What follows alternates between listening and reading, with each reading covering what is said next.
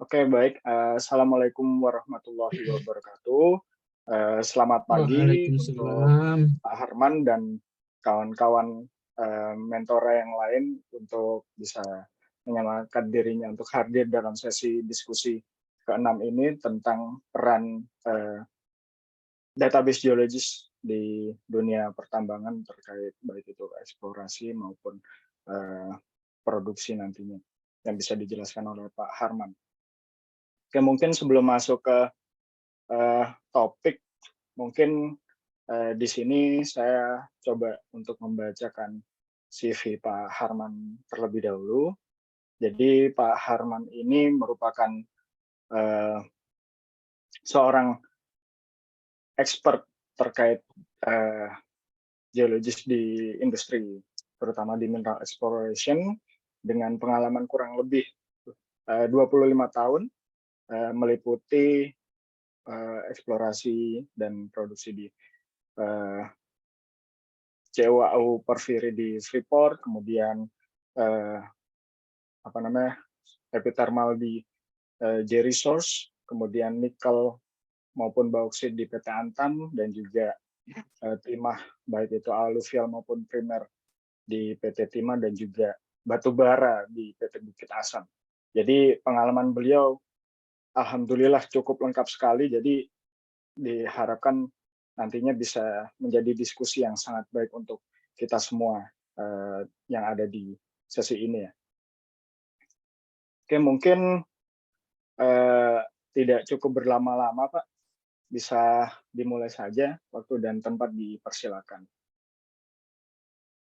Oke, terima kasih nih Mas Reza dan juga terima kasih rekan-rekan semuanya atas waktunya dan juga teman-teman ini yang mau belajar bareng-bareng lah. Saya juga baru sambil belajar gitu ya. Jadi kalau dalam keyakinan saya itu belajar itu sampai nanti masuk liang lahat, itu namanya belajar terus. Jadi karena ilmu itu selalu berkembang dan berkembang gitu.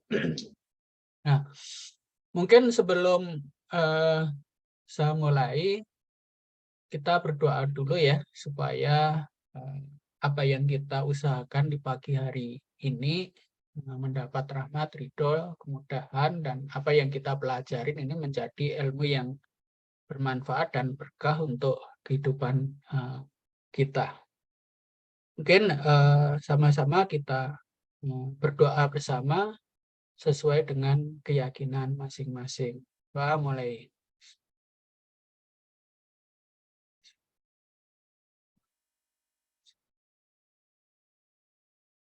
Amin. Terima kasih semuanya. Jadi untuk pagi ini agak santai aja ya, agak santai aja. Saya akan membahas mengenai database geologis, role and responsibility dalam mineral eksplorasi ya. Jadi kalau misalnya database itu sudah sangat lama dipelajarin dan ilmunya juga sudah banyak gitu.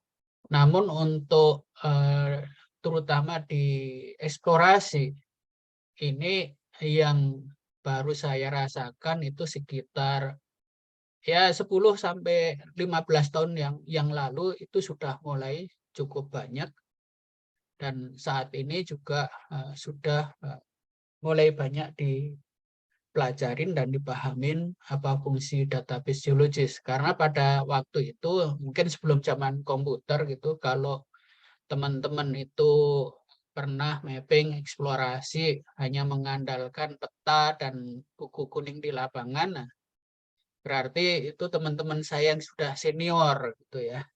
Itu mungkin sekitar 30-40 tahun yang lalu gitu ya. Nah, itu kemudian berkembang, kebanyakan waktu itu database masih attached kepada modeling. Jadi kayak di Micromain, kemudian ada di HIBIS dan sebagainya. Itu masih attached di sana, dan masalah database ini terus berkembang sampai sekitar 10 tahun yang lalu itu sudah cukup bagus perkembangannya, dan sekarang ini juga sudah sangat bagus gitu. Nah, harapannya ini nanti untuk teman-teman bukan untuk menjadi database geologis, tetapi kita harus saling masing-masing paham gitu loh, role dan responsibility masing-masing gitu ya, karena di dalam eksplorasi itu ibarat main bola gitu. Jadi main bola itu masing-masing mempunyai aturan dan tanggung jawab masing-masing gitu. Jadi misalnya kiper, tanggung jawab utamanya adalah menjaga gawang gitu ya. Nanti ada penyerang, ada back yang menjaga dan seterusnya. Semuanya harus kerjasama gitu. Jadi nggak boleh menggiring bola itu sendirian gitu ya. Sebaiknya ya dioper supaya lebih efektif. Ya mungkin menggiring bola sendirian itu pernah juga sih saya lihat siapa ya, kiper itu menggiring bola sampai ngegolkan itu ya ada gitu. Tetapi ya itu namanya ya kurang efektif lah. Jadi kan nanti juga pertahanannya gitu, ketika kipernya lari ke depan menyerang, nah harus ada yang menggantikan di belakang untuk menjaga. Nah ini kan kurang lebihnya adalah seperti itulah. Jadi kita harus tahu nanti masing-masing role ini seperti apa, dan harapannya kerjasama di dalam eksplorasi ini juga akan lebih baik gitu ya. Oke.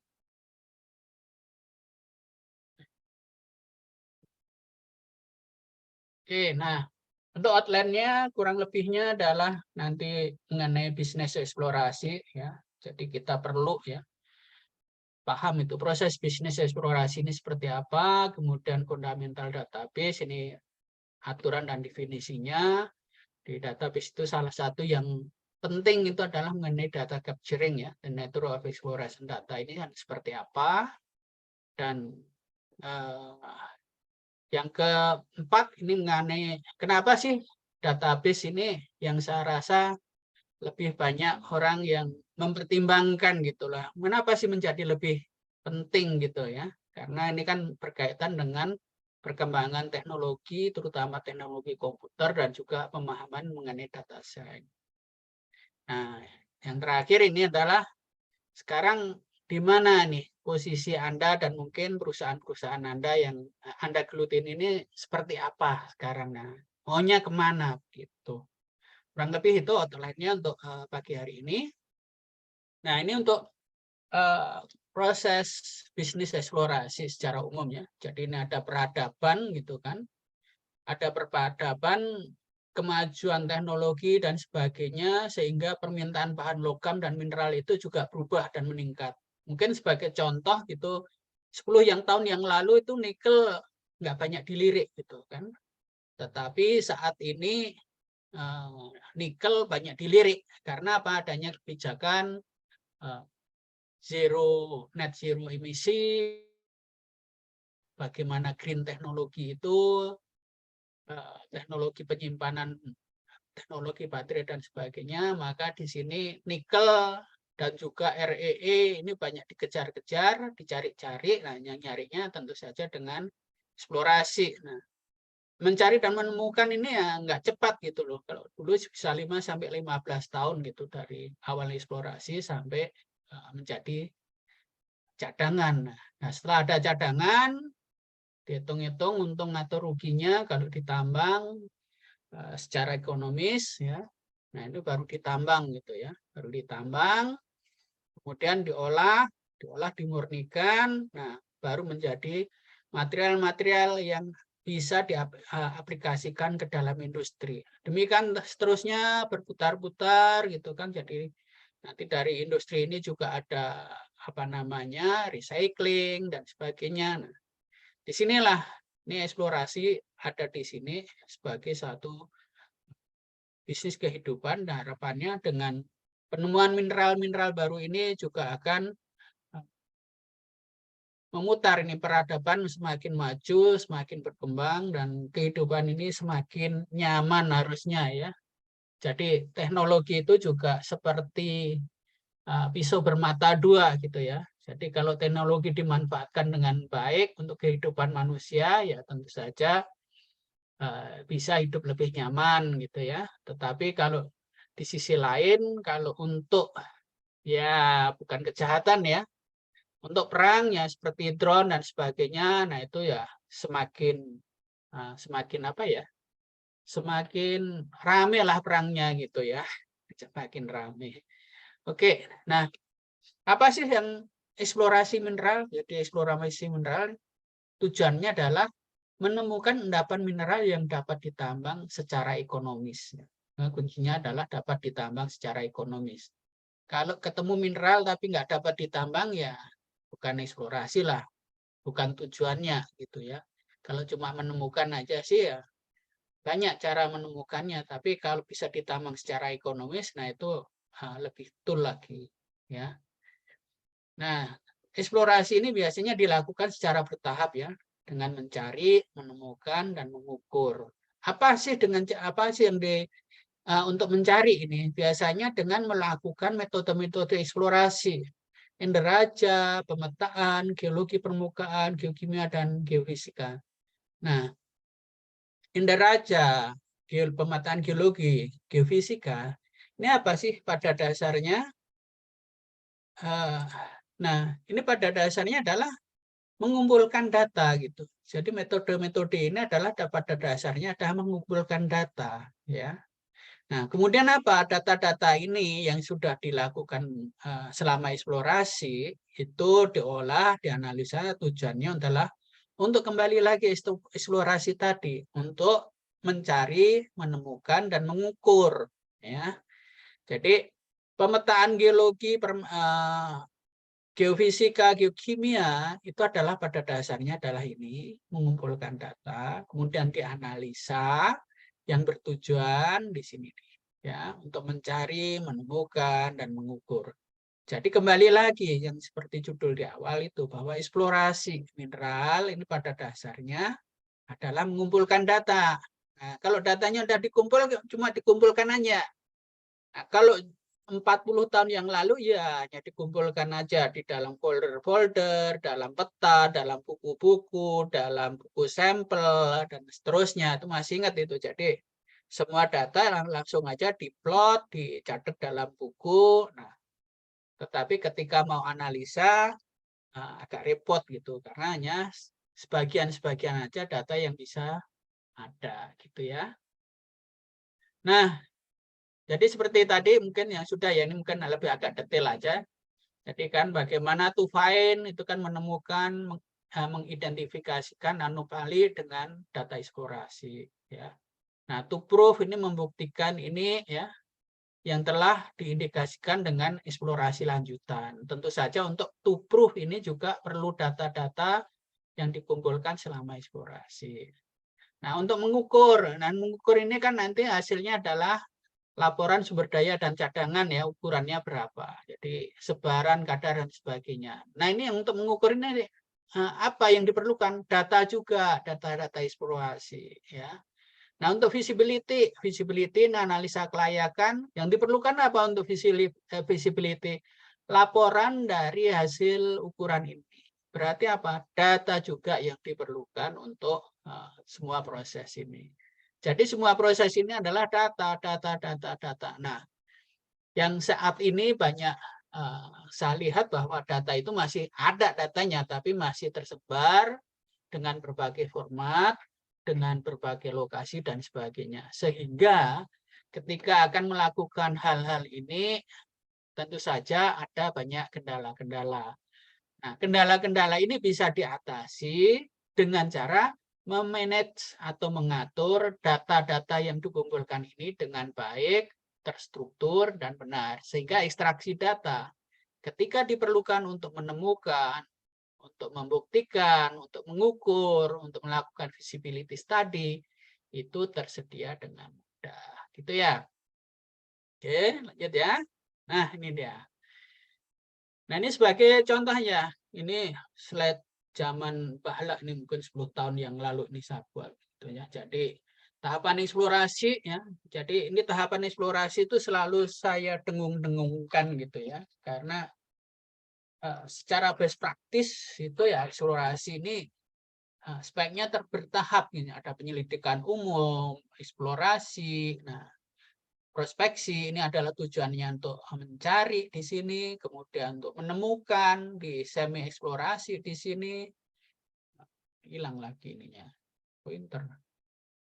Nah, pointernya mana ini?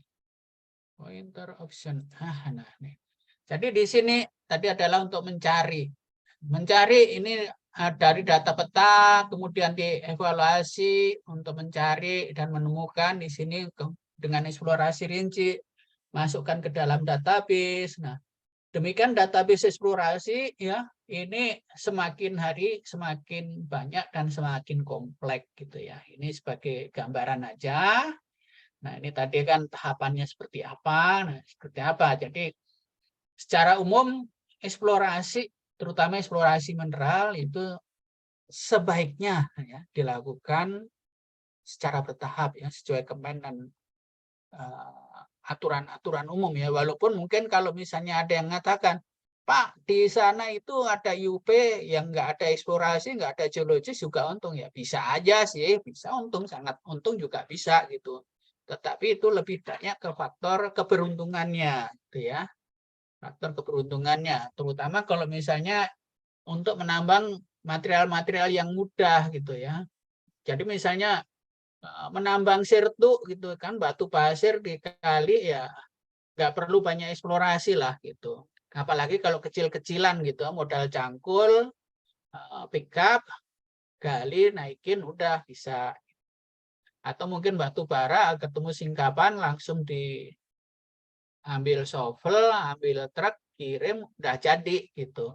Tetapi kalau emas ya agak lebih susah lagi gitu ya.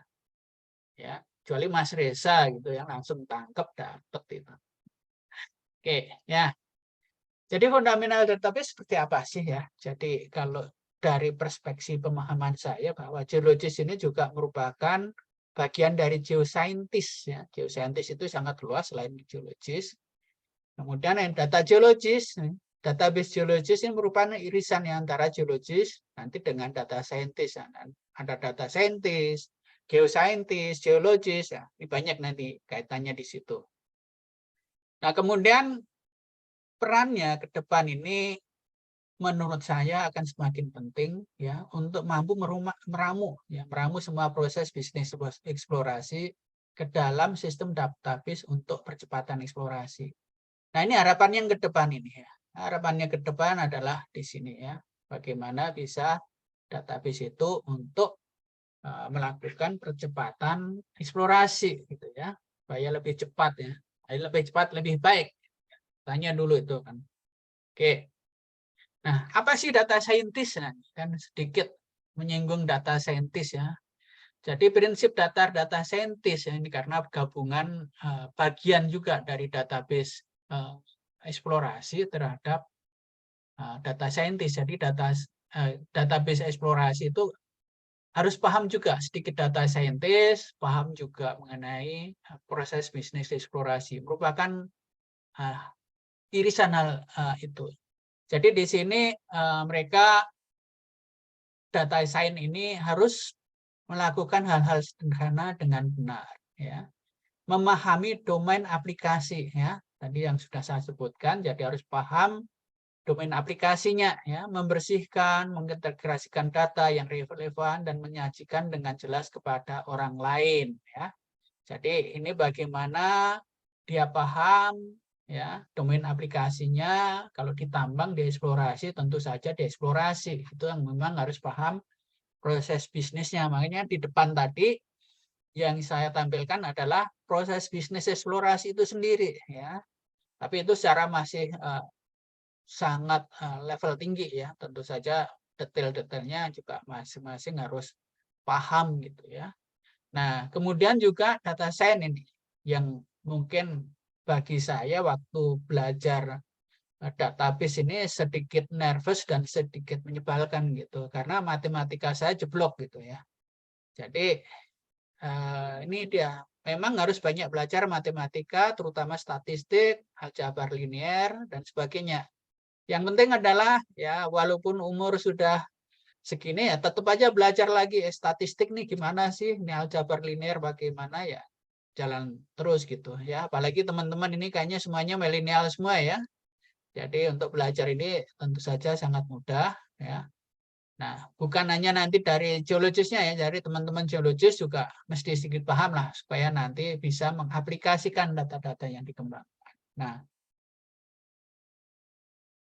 jadi data scientist ini berpikir seperti ahli komputer. Ya, jelas. Jadi kan seperti ahli komputer. Kalau waktu saya kuliah dulu komputer belum ada, belum pernah megang gitu. Jadi kalau misalnya teman-teman pernah memakai komputer yang namanya komputer 286, 386, nah Pentium 1 sangat itu ya, apalagi yang pernah menggunakan flash apa ya? Yang disk itu ya, apa namanya? Floppy disk ya. Floppy disk atau apa tuh lupa namanya. Saking lamanya gitu. Nah, itu berarti juga sudah senior. Nah, yang saya tebalin di sini ya, bahwa data science ini menyediakan payung yang menghubungkan ahli komputer, ahli statistik, dan spesialis domain, misalnya eksplorasi atau tambang gitu ya. Jadi bagaimana nih data science, data geologis ini bisa menghubungkan ya, menghubungkan ahli komputer, statistik, dan juga kalau dieksplorasi sama ahli-ahli eksplorasi ini ya. Ini saya ambil dari skena tahun 2017.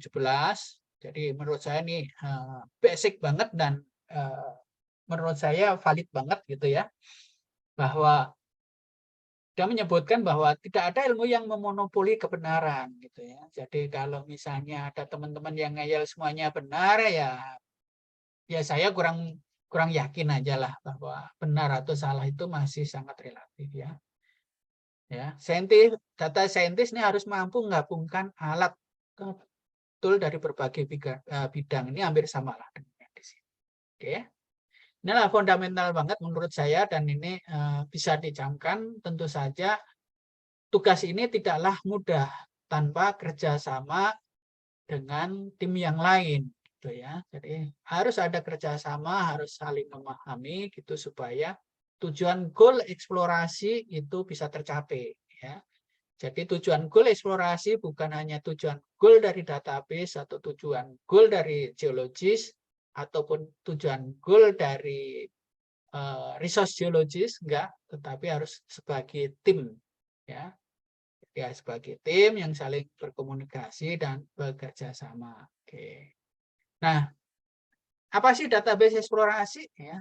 Jadi kalau kita melihat Capman ESDM nomor 1827 tahun 2018 disebutkan bahwa data hasil eksplorasi harus dikelola dalam satu sistem basis data yang sudah divalidasi. Ya. Satu kalimat ini kalau misalnya mau digali sehari nggak selesai ya.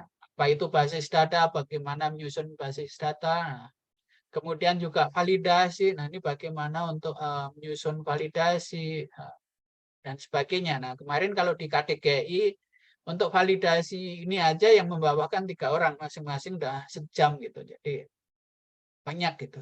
Yang database oke sampai bahkan juga bagi dasar aja ada sejam. Jadi untuk 4 ini paling tidak kemarin udah 4 jam itu dibahas dengan 4 orang yang berbeda keahliannya. Nah, apa yang dimaksud dengan basis data? Nah, ini kan basis data atau pangkalan data atau database ya. Ini adalah kumpulan data yang disimpan di dalam komputer secara sistematik ya. Sehingga dapat diperiksa menggunakan suatu program komputer untuk memperoleh informasi dari basis data tersebut ya. Jadi kumpulan data yang disimpan dalam komputer. Kalau kumpulan data disimpan dalam komputer, tapi tidak sistematik dan tidak bisa diperiksa secara program, ya ini bukan basis data. Sebagai contoh, ada data yang disimpan dalam apa namanya laporan, Word dokumen, ada yang disimpan di dalam PowerPoint, ada yang disimpan dalam Excel. Nah, mungkin Excel itu mirip-mirip database, tapi dia bukan database. Kenapa? Karena dia tidak dapat diprogram di dalam komputer secara baik gitu. Bisa sih dipaksakan sedikit bisa gitu, tetapi akan tidak standar gitu aja dan lebih banyak repotnya. Mungkin kalau database yang sistem database yang paling murah dan simpel itu menggunakan MS Access. Kalau yang lebih canggih dan mahal itu banyak gitu, ada Hoyer, ada Geobank, ada Datamine, macam-macam gitu ya, banyak gitu. Jadi hampir semua, hampir kebanyakan database yang di lapangan itu berbasis SQL dan merupakan apa namanya sistem yang satu tabel dengan tabel yang lain atau terkorelasi. Nah, ini secara lebih detail ya. Jadi landasan hukum tadi yang di sini Capman STM 1827 ini isinya apa sih? Ya, banyak ini. Jadi ada mengenai personal orang yang berkompeten atau kompeten person. Kemudian juga kegiatan. Poin 1 eksplorasi. Ya. Nah, di sini juga disebutkan bahwa teknik eksplorasi dan tahapan eksplorasi ini seperti apa? Pengeboran, pencontohan, sampling, dan sebagainya. Nah, ini disebutkan gitu ya. Di sini makanya kalau misalnya eksplorasinya tidak ada bertahap dan tidak ada tahapan-tahapan ini, maka juga bisa dipertanyakan sih, itu sudah sesuai dengan Capman ini enggak gitu. Nah, nanti kalau misalnya, wah ini merubah Capman dan sebagainya menjadi juklak yang lebih sederhana, hati-hati. Hati-hati, gitu aja. Saya nggak mau sebutkan ya. Nah, di dalam poin 3, ini juga ada nih yang tadi saya sebutkan, bahwa harus dikelola dalam satu basis data yang sudah divalidasi. Ya. Nah, selain itu juga misalnya di Undang-Undang Nomor 4 2009, kalau nggak salah, udah dirubah ya, di Undang-Undang Nomor 3 tahun 2020, ya. Ini juga bahwa eksplorasi ini memperoleh informasi secara terperinci dan teliti.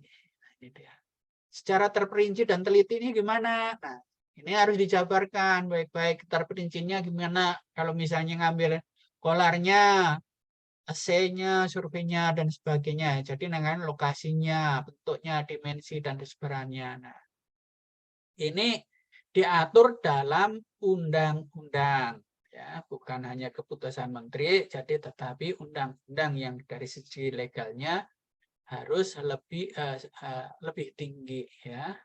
Jadi ini beberapa hal yang apa namanya coba saya rangkumkan dari beberapa peraturan dan perundangan ya yang berlaku.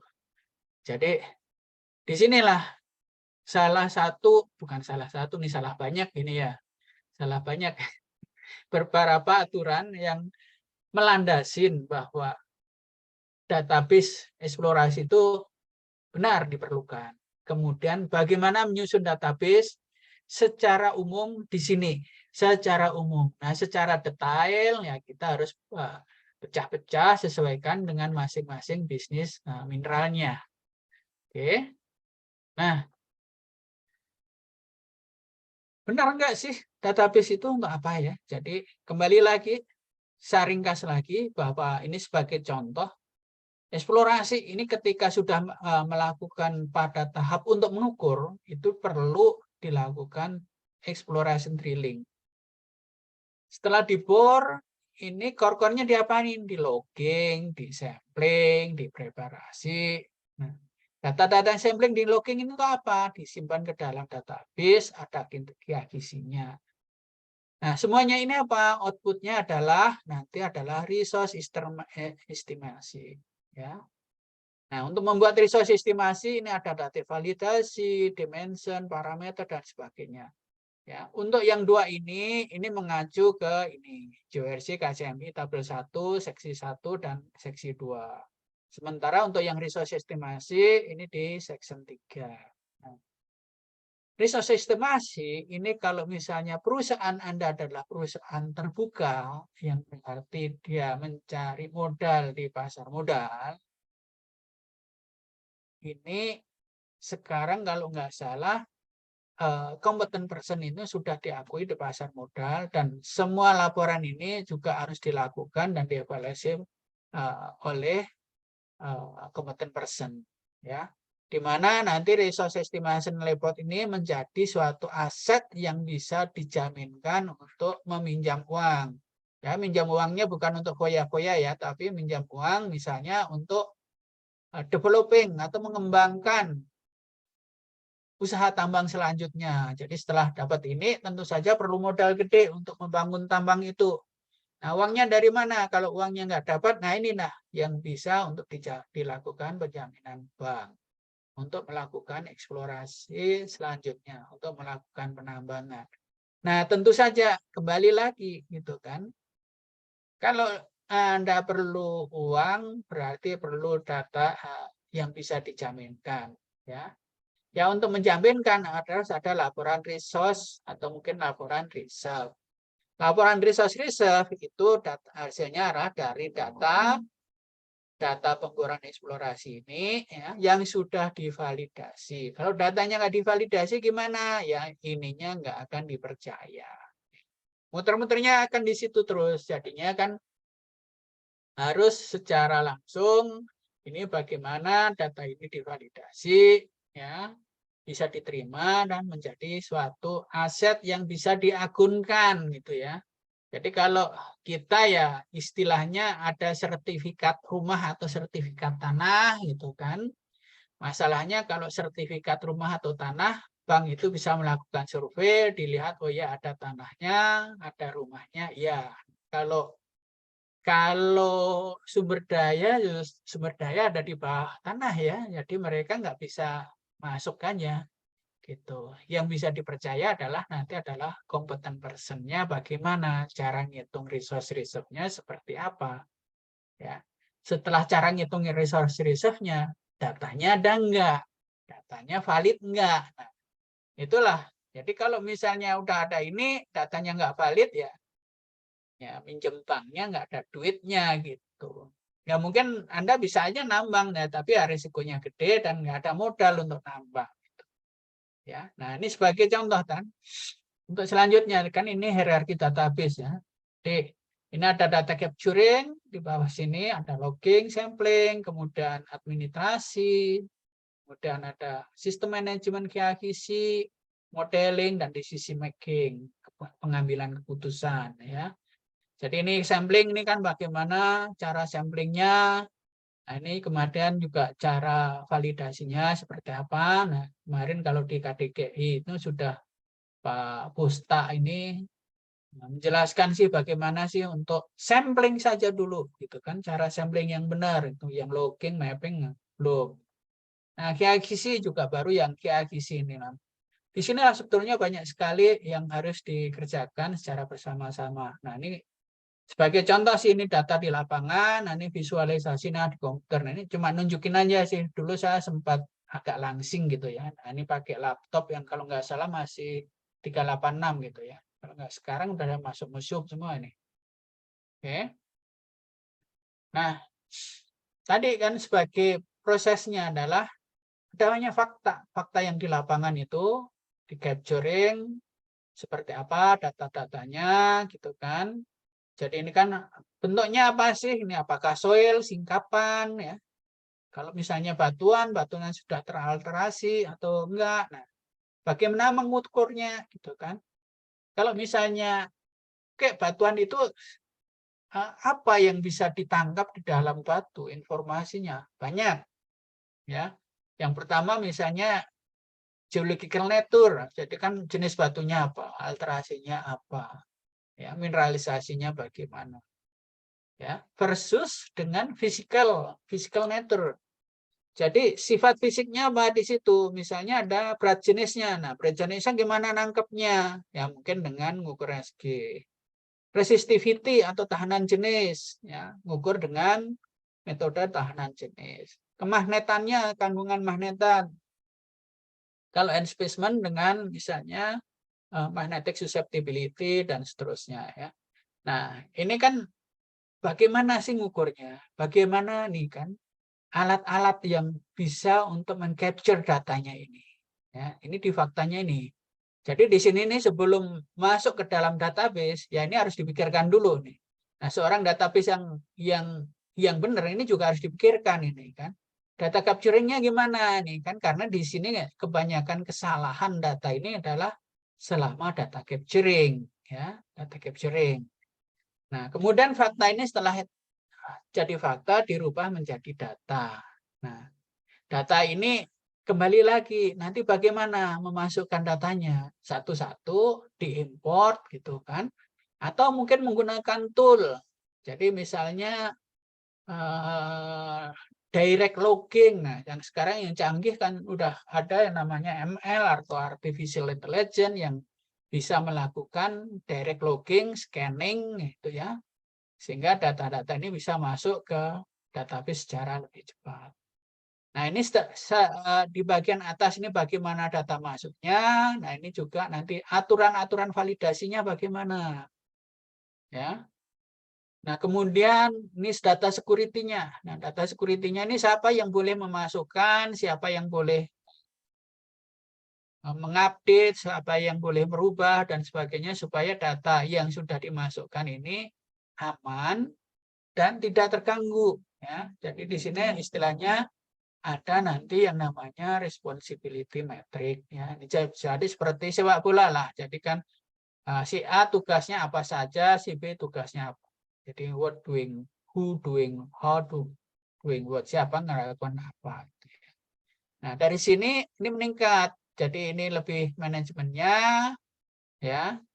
Ini ada data storage-nya, sistemnya biasanya kalau dieksplorasi itu menggunakan relational database.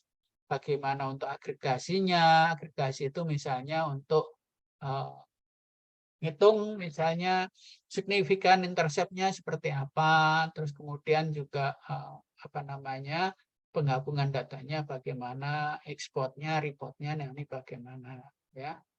Nah, data manajemen di sini. Nah, kemudian secara umum di sini tugas pokok dari database ya, tetapi harus kembali lagi dia harus juga tahu di sini dan juga harus tahu nih kebutuhannya apa nih yang untuk visualisasi ya. Jadi misalnya general key akuisisi untuk memastikan bahwa data ini sudah bagus. Nah, ini yang divisualisasi yang customer-nya harus tahu gitu kan bahwa datanya sudah benar, bukan hanya kelihatan bagus ya. Dan juga ini informasi yang disajikan ini juga harus jelas apa sih nih informasinya ya. Kemudian knowledge-nya apa ya. Nah, ini udah naik lagi ke sana yang bagian tinggi, decision, pengambilan keputusan.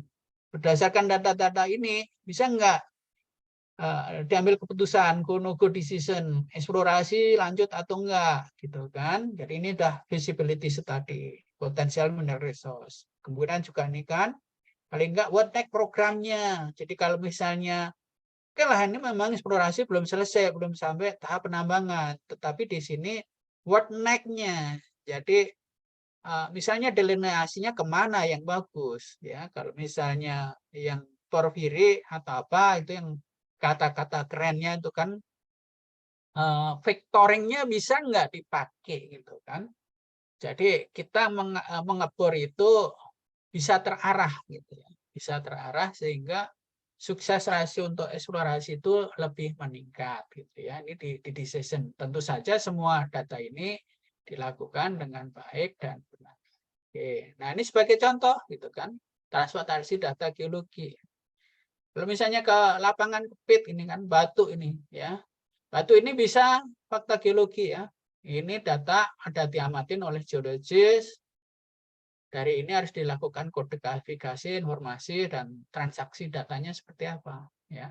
Isi di dalam kertas gini kemudian atau mungkin mau dikonversi ke dalam bentuk digital, litologi semuanya apakah dalam bentuk poligon atau mungkin dalam bentuk apa gitu ya. Jadi kalau ini menggunakan misalnya digital mapping gitu ya.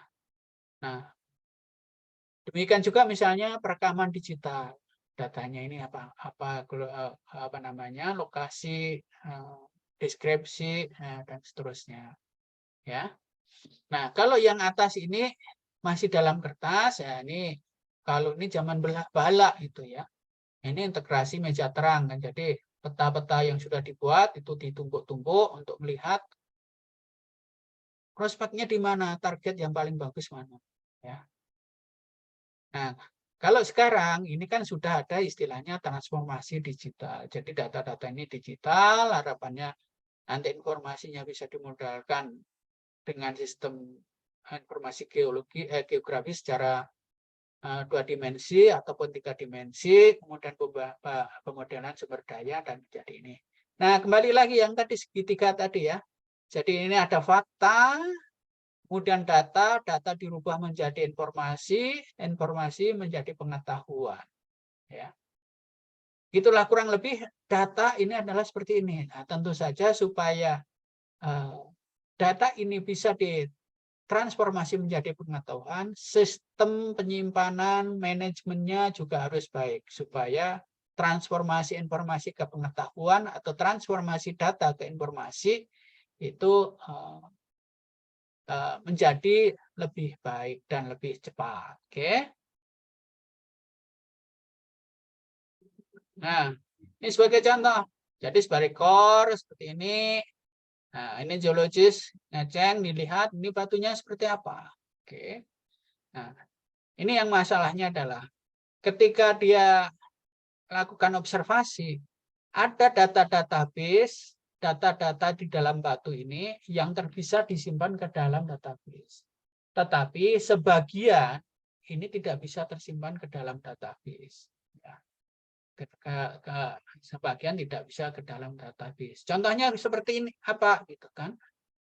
Begitu melihat batunya ini, geologis bisa menyimpulkan gitu kan? Bisa menyimpulkan, oh batu ini dengan seperti ini adalah tipe porfiri. Ya. Oh ini adalah tipe poin apa namanya di bagian distal atau proksimal. Nah ini juga kemarin saya pikir-pikir mungkin nggak ya kalau misalnya database-nya canggih gitu, dibikin AI atau ML gitu, tentukan oke core di sini tipenya apa gitu kan, bisa nggak? Kayaknya masih agak susah gitu. Karena apa? Data-data yang seharusnya masuk ke dalam database ini, ya ini masih di dalam knowledge geologis. Ya. Jadi karena lihatnya sebagian-sebagian, jadi kalau model analog ini seperti ini. Jadi kalau yang dipegang hanya belalainya, oh gajah itu seperti ular, kan? Kalau mungkin di belakang ini kan, ini beberapa orang buta ya, jadi suruh mendeskripsi gajah itu seperti apa. Nah, sebagian ini hanya megang ekornya, oh gajah itu seperti tali. Megang punggungnya, oh ini gajah ini seperti dinding yang keras. Nah, itulah kalau misalnya melakukan evaluasi ini secara parsial sebagai orang buta. Makanya kita harus melakukan informasi ini secara terintegrasi semuanya, sehingga harapannya ketika di logging, ada database, interpretasi, nah ini bisa digambarkan. Model geologinya dari core-core yang sudah di logging ini adalah seperti apa. Ya. Jadi ini dari data, jadi informasi, dan menjadi knowledge di sini. Oke. Nah ini kan kenapa kadang antara data ini nggak match? Ya ini tadi, karena ada data-data yang tidak terekam di dalam database dengan baik. Nah, kecuali geologis yang logging ini ikut-ikutan di dalam interpretasi sehingga akan bisa lebih match gitu ya. Nah, ini sebagai contoh permasalahan database tadi mungkin yang 2 slide terakhir itu ya. Jadi ada objek geologi gitu ya. Kemudian ada observasi ya. Nah, ketika observasi ini ada data yang bisa kesimpan. Tetapi ada knowledge geologi yang tidak tersimpan, tapi dia melekat di geologisnya. Nah, ketika udah menjadi data geologi, begitu mau masuk ke database geologis, itu juga ada kendala di sini. Ya, ada karena keterbatasan format dari database, maka beberapa data ini tidak bisa tersimpan. Ya. Nah, ini bisa tersimpan. Makanya di sini ketika logging, nah ini yang biasanya agak riweh gitu ya.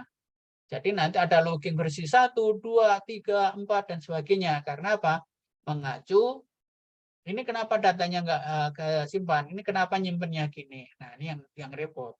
Nah, ketika database-nya di sini sudah acak kadut gitu kan. Nah, ini juga ketika mau memodelkan.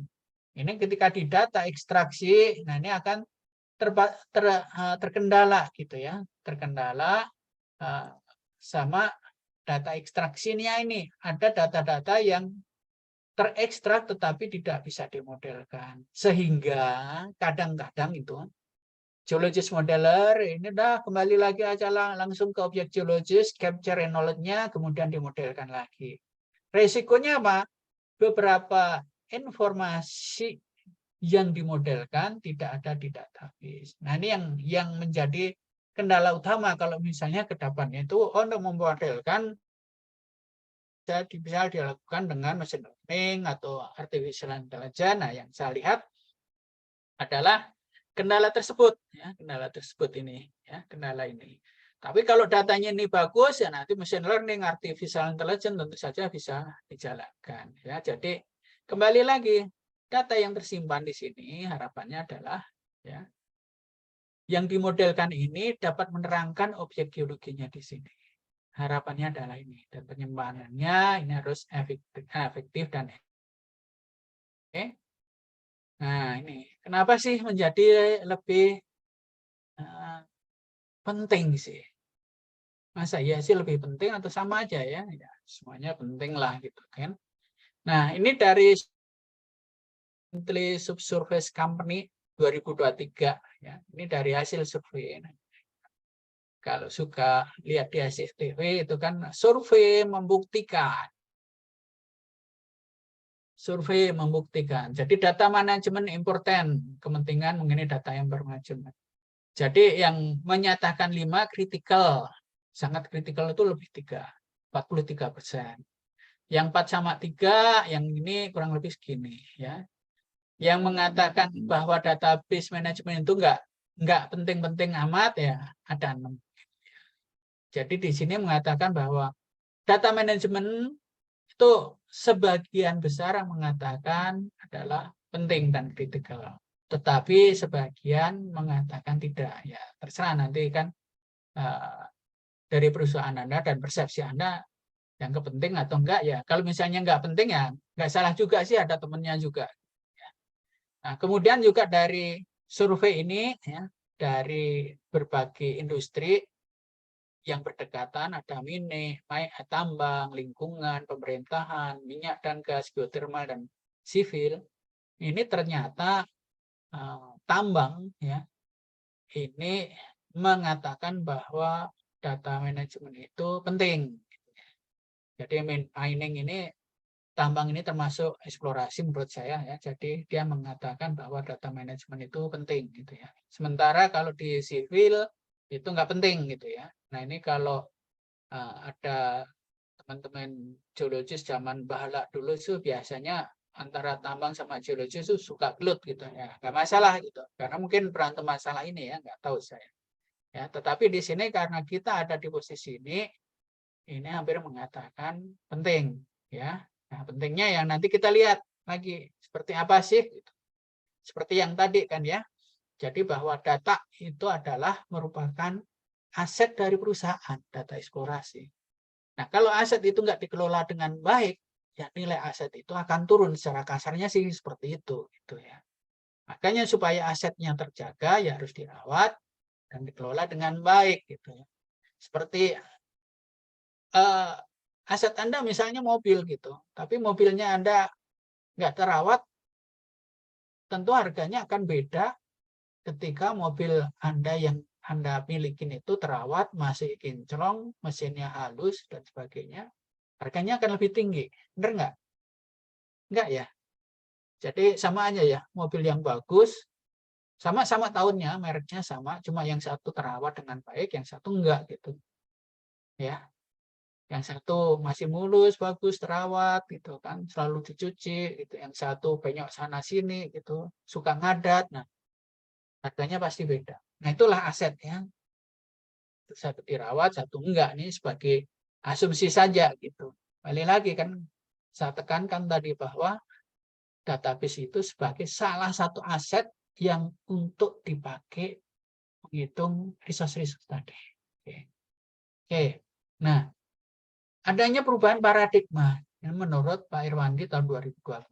Jadi pada saat kemarin itu pelaporan itu dilakukan secara tradisional dan analisa deskriptif. Jadi tadi seperti ini, ada data mentah, data diolah, evaluasi deskriptif, expert judgment, ini sama ya, jadi data, kemudian diubah jadi informasi, informasi jadi keputusan, ini expert judgment, nah ini pengambilan keputusan. Nah, umumnya adalah dilakukan secara parsial dan subjektif. Ya, sekarang ini udah zamannya berubah, zaman komputer. Jadi ada data mentah, data-data ini disinkronisasi, ada machine learning untuk mengolahnya sehingga analisa bisa dilakukan secara analisa prediktif dengan analisa secara lebih holistik dan objektif, baik menggunakan data driven dan atau mungkin knowledge driven untuk pengambilan keputusan. Nah, inilah jadi dari sini ada perubahan dari sini ya. Nah, kalau yang di atas ini mungkin nggak perlu database, yang di sini nggak perlu database, yang di bawah ini harus ada database yang terstruktur, ya, format data di sini. Oke.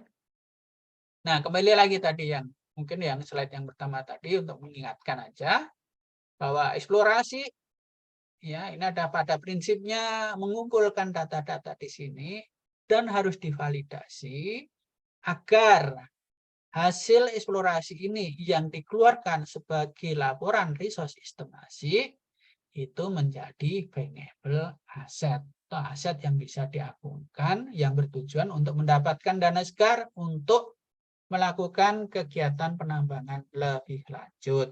Nah, itulah salah satu kenapa sih menjadi penting gitu ya. Jadi yang sebagai kasaran kalau misalnya Anda perusahaan Anda ada IWP, ada resource estimasinya gitu kan.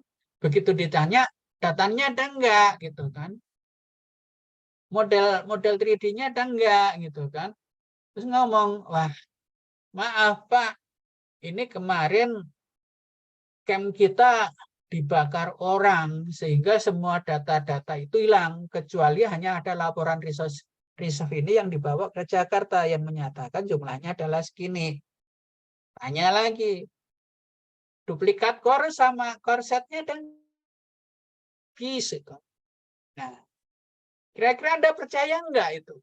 Ya, jadi misalnya ketika udah deal gitu kan. Oke. Waktu itu pembelian aset itu katakanlah 500 juta US dollar. 500 juta itu berapa ya? US dollar. Banyak ya. Tetapi begitu Anda ditanya database-nya nggak ada, duplikat core-nya nggak ada, duplikat sampelnya nggak ada. Kira-kira pembelinya tadi percaya nggak laporan itu? Ya, pasti akan nggak percaya kan? Pasti akan nggak percaya gitu. Nah, ketika misalnya mau due diligence, mau melakukan twin hole untuk ngetes bahwa hasilnya itu benar atau enggak, bisa yang dibandingkan mana, yang dicari yang mana gitu kan. Ya. Dan ketika mau nambang bisa nggak ada database-nya. Saya rasa akan susah sekali nambang ya asal nambang aja. Satu-satunya apa? Harus ngebor ulang. Nah, gila nggak tuh? Jadi mungkin yang tadi udah 500 juta US dollar ya gara-gara database-nya nggak ada, cara pelaporannya udah nggak ada, bisa terjun bebas gitu, bisa terjun bebas. Ya.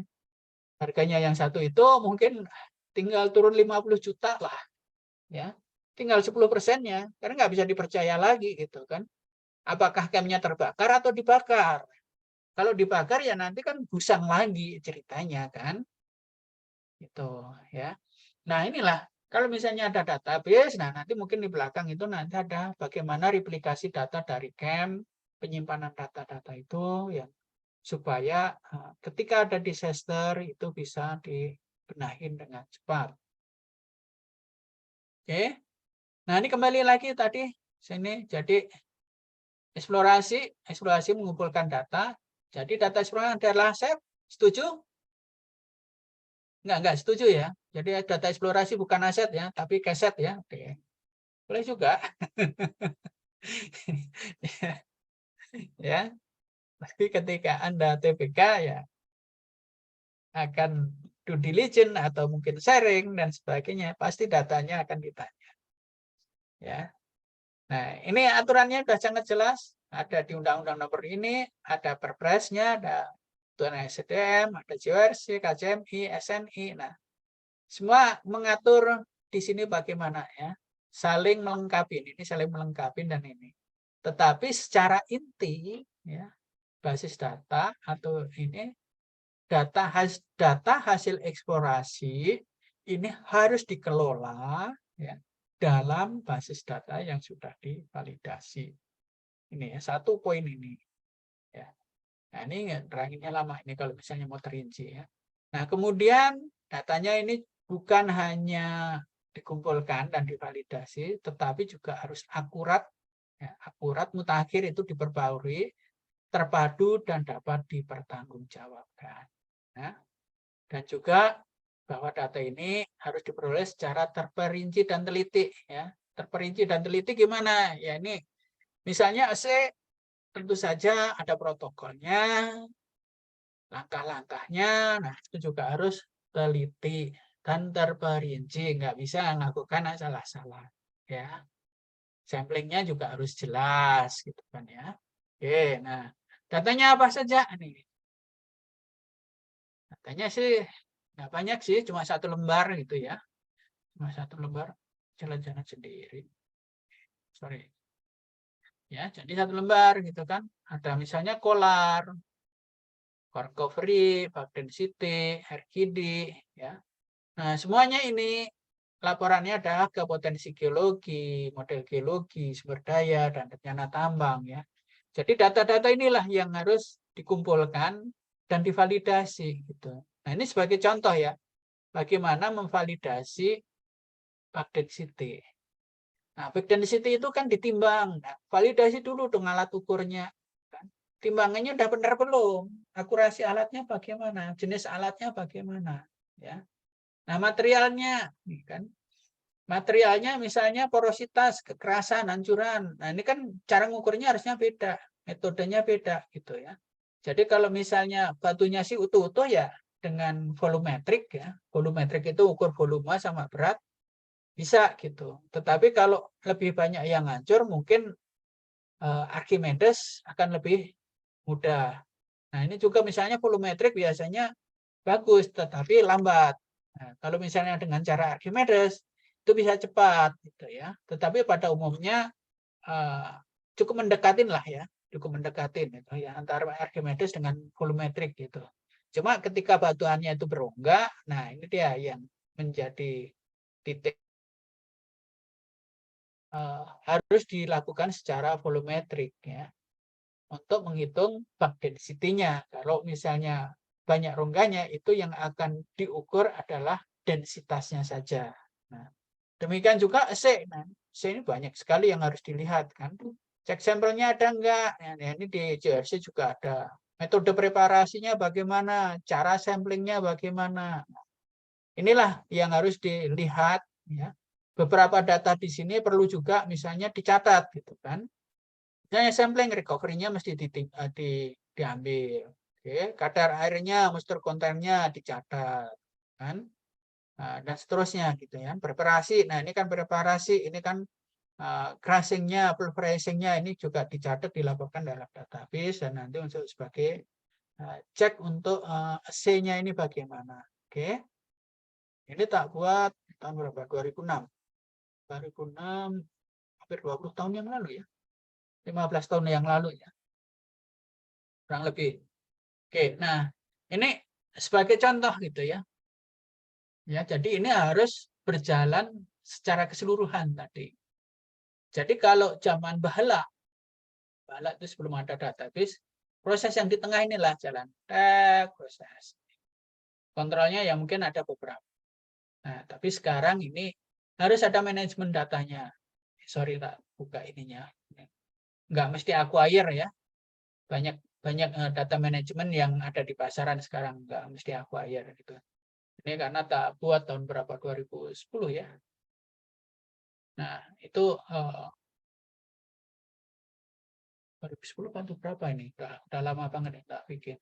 Jadi kurang lebih seperti itulah. Jadi untuk di sini nanti ada kontrolnya ya, untuk validasinya seperti ini ya. Jadi kembali lagi ini ya, walaupun ini saya buat ini Capman-nya belum ada, tapi saya udah buat gitu. Ya, jadi Capman-nya belum ada gitu. Capman tahun 2018, tapi ini kalau nggak salah tahun berapa ya? Nggak ketok. Di 2000-an, kita 2000-an. Jadi ada database manajemennya di sini untuk mengelola datanya dan sistem validasinya di sini, kontrolnya, ya, yang kontrol semua proses di sini. Nah inilah yang tadi di data scientist tadi pentingnya bahwa database geologis di sini yang mengelola data ini paham betul nih prosesnya ini apa, nanti kontrolnya ini bagaimana. Tidak sekedar yang menguasai untuk di database saja, ya. Jadi nanti kalau misalnya teman-teman yang tertarik untuk mengaplikasikan database, ya jangan sungkan-sungkan lah belajar untuk SQL, belajar untuk query dan sebagainya, gitu kan. Bisa dipelajarin lah, itu yang buat orang bisa dipelajarin, gitu kan. Tapi jangan sampai nanti wah saya geologis gini. Jadi di samping laptop tuh harus ada palu, gitu. Susah gitu ya. Nanti begitu error langsung dipalu laptopnya, jangan ya, gitu ya. Jadi kurang lebih ada proses yang seperti ini gitu ya. Ini untuk gambaran saja. Gitu. Oke. Nah, ini juga menarik ini ya, sambil dari ini 2023 ini baru saya ambil bulan yang lalu. Istilahnya Lassonde curve, meaning asset life cycle. Jadi tahapan eksplorasi di sini tahapan eksplorasi ya, ada konsep pre-discovery, discovery, visibility. Nah, ini lamanya berapa nih? Jadi dari pre-discovery ini 4 sampai 9 tahun ya. Jadi kalau misalnya di secara awal ini dengan data-data yang dilakukan secara parsial. Nah, drill ini biasanya dilakukan dengan cara spekulasi. Delineation ini juga berdasarkan ini. Sehingga ketika ketemu ini langsung naik. Wow, canggih ini namanya urban period ya. Jadi semua orang wow bagus. Jadi harga startnya ini naik gitu kan.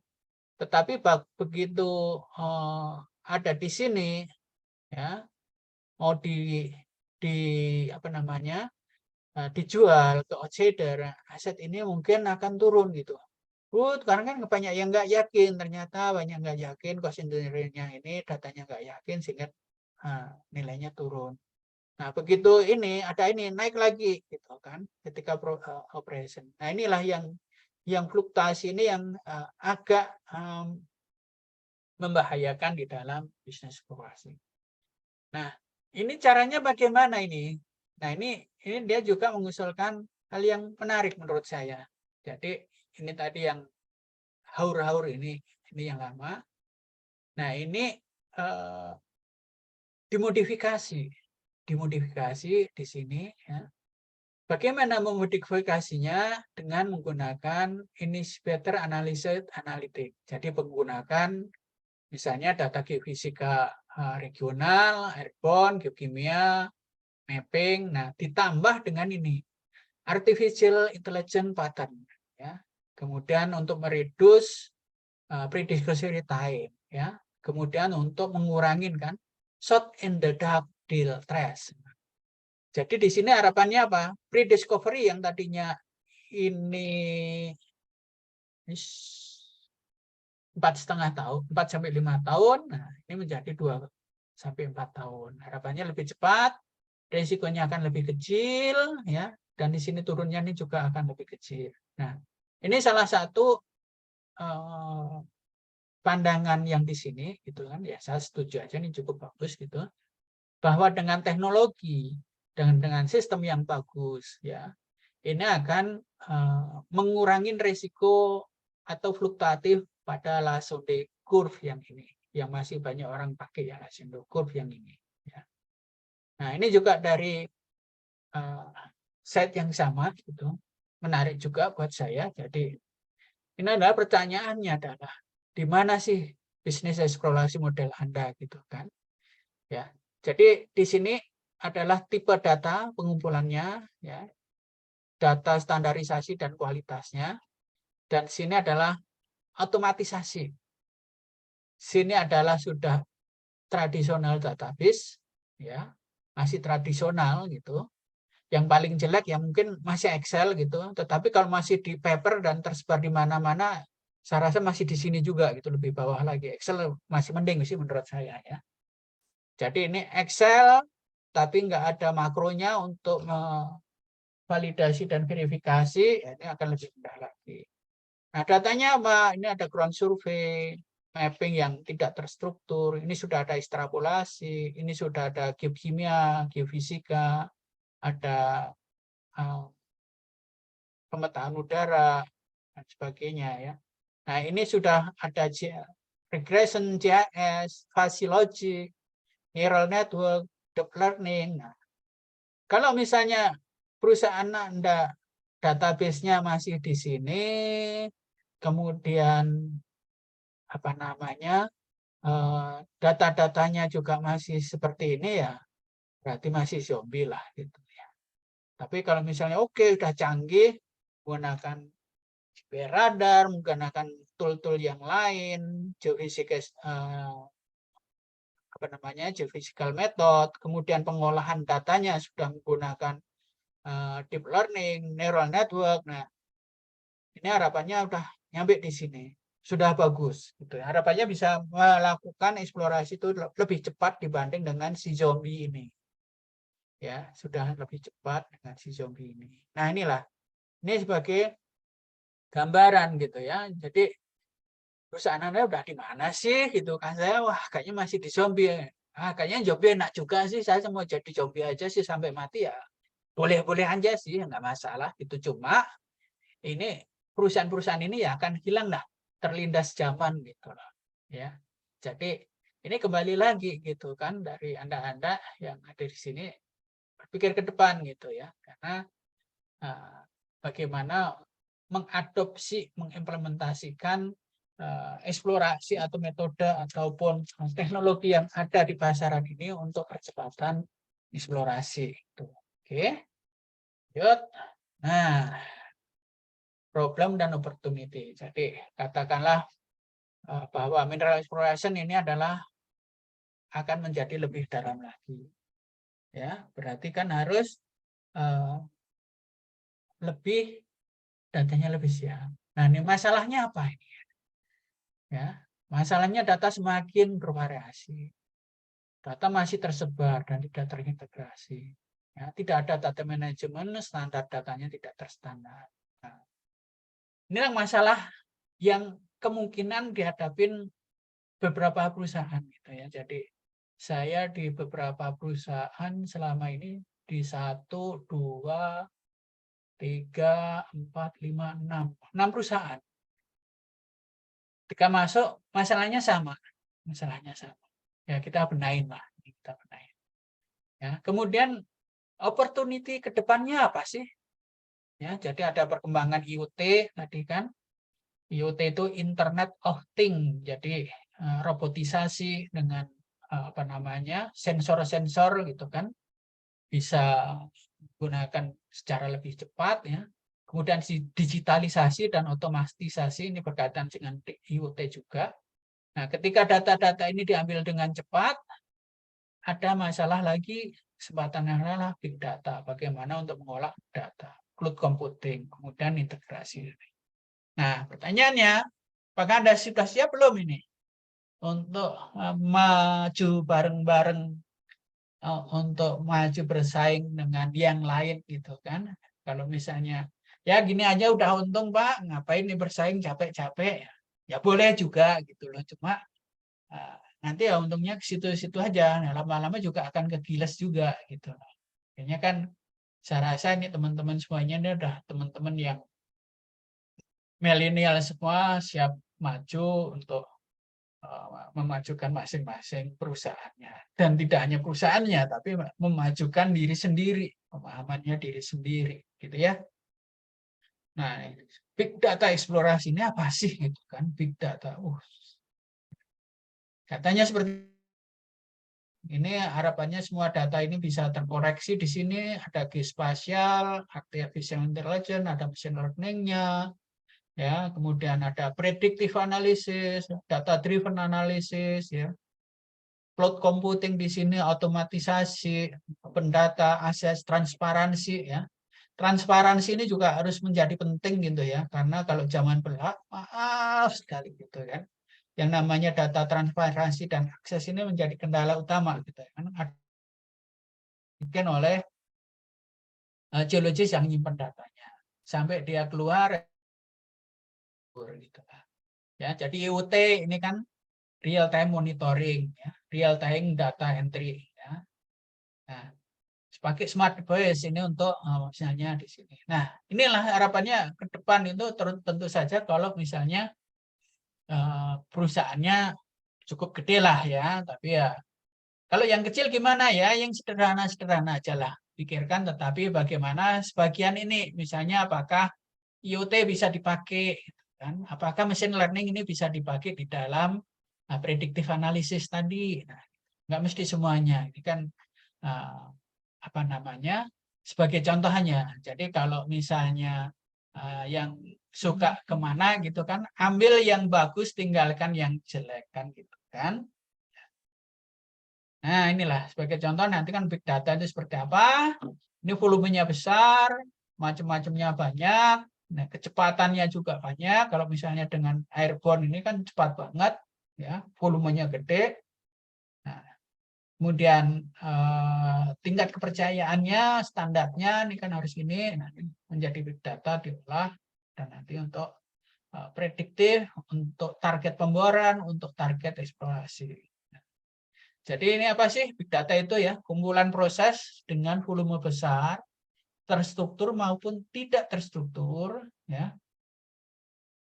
Tapi kadang-kadang big data ini sering berlebihan untuk satu model masalah tertentu, ya. Berlebihan untuk masalah tertentu. Nah, contohnya seperti apa gitu kan?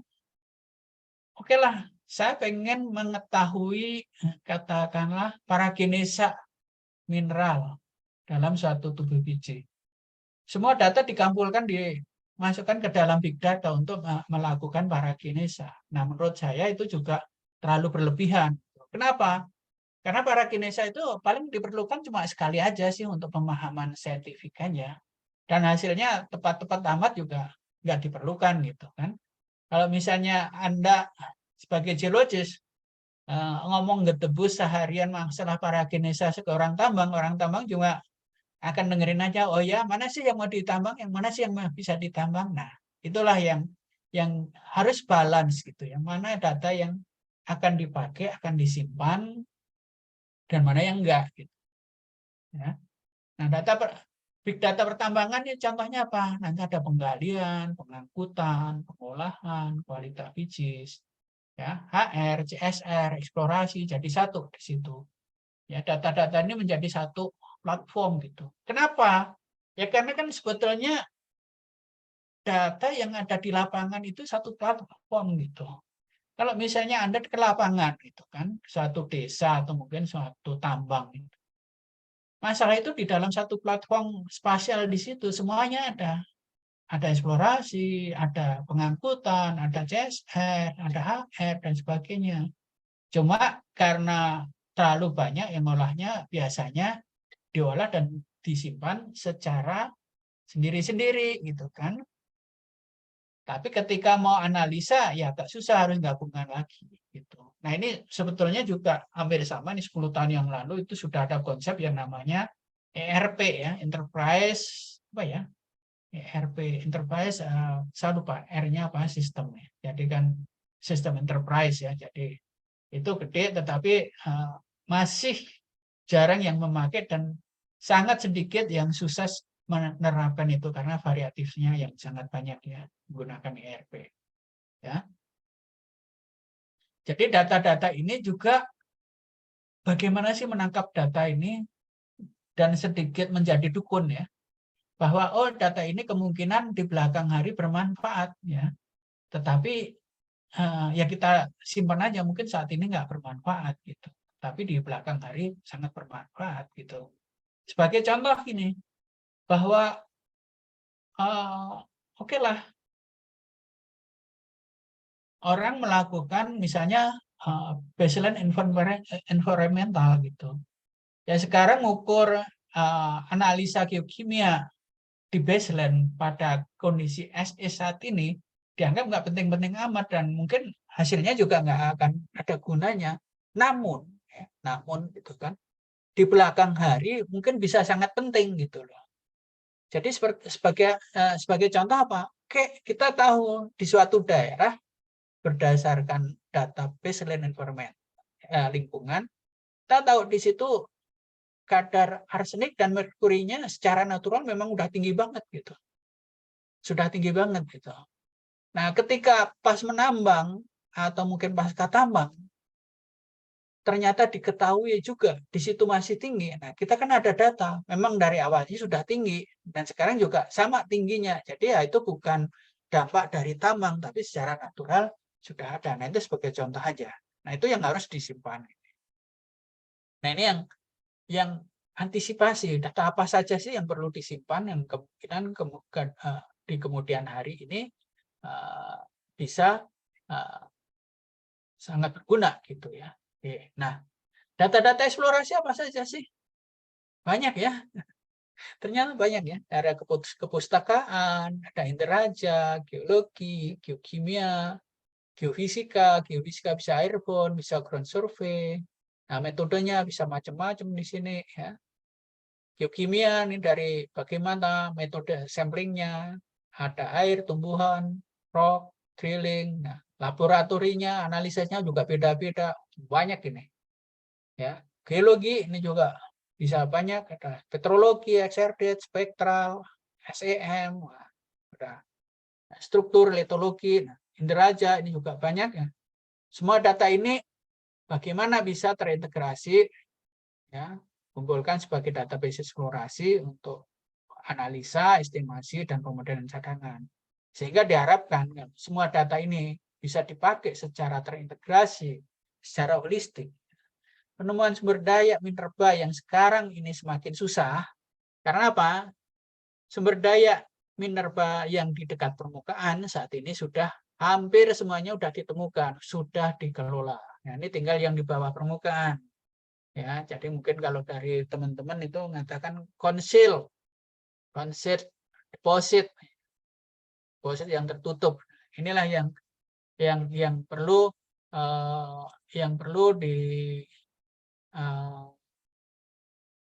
dimasukkan gitu kan, supaya ini bisa menemukan sumber daya terutama yang di bawah-bawah. Oke. Contoh nih, tadi kan alat-alatnya banyak ya. Jadi ini banyak kan, macam-macam gitu kan. Ini sebagai ilustrasi ya. Tadi data-data tadi kalau gitu ya, sekarang juga masih bisa dipakai sih gitu. Ya, jadi aromatik mata ditumpuk-tumpuk sini di dalam layar-layar kalau dulu di atas peta-peta meja terang gitu. Mungkin kalau sekarang dengan layar-layar GIS untuk melihat potensi regionalnya seperti apa. Ya.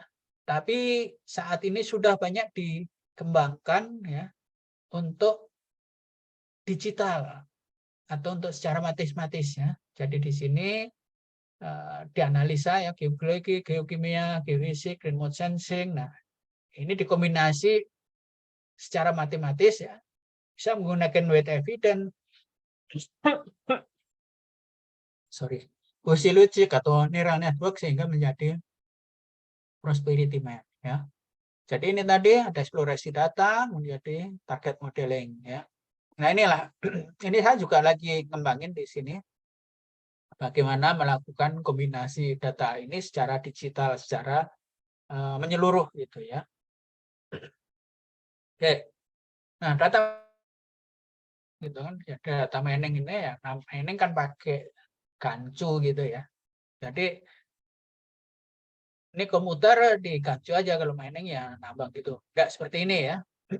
Jadi data mining ini proses menemukan pola dari kumpulan data yang besar melibatkan modal kombinasi. Balik lagi machine learning, statistik, dan sistem database untuk mengubah data menjadi informasi yang terstruktur agar lebih mudah dipahami. Nah, kuncinya adalah tadi ada data yang tersimpan dalam database, bagaimana ini dirubah menjadi informasi ya yang terstruktur dan menjadi pengetahuan yang mudah dapat dipahami. Nah, ini prinsip data mining adalah seperti ini. Caranya memang banyak.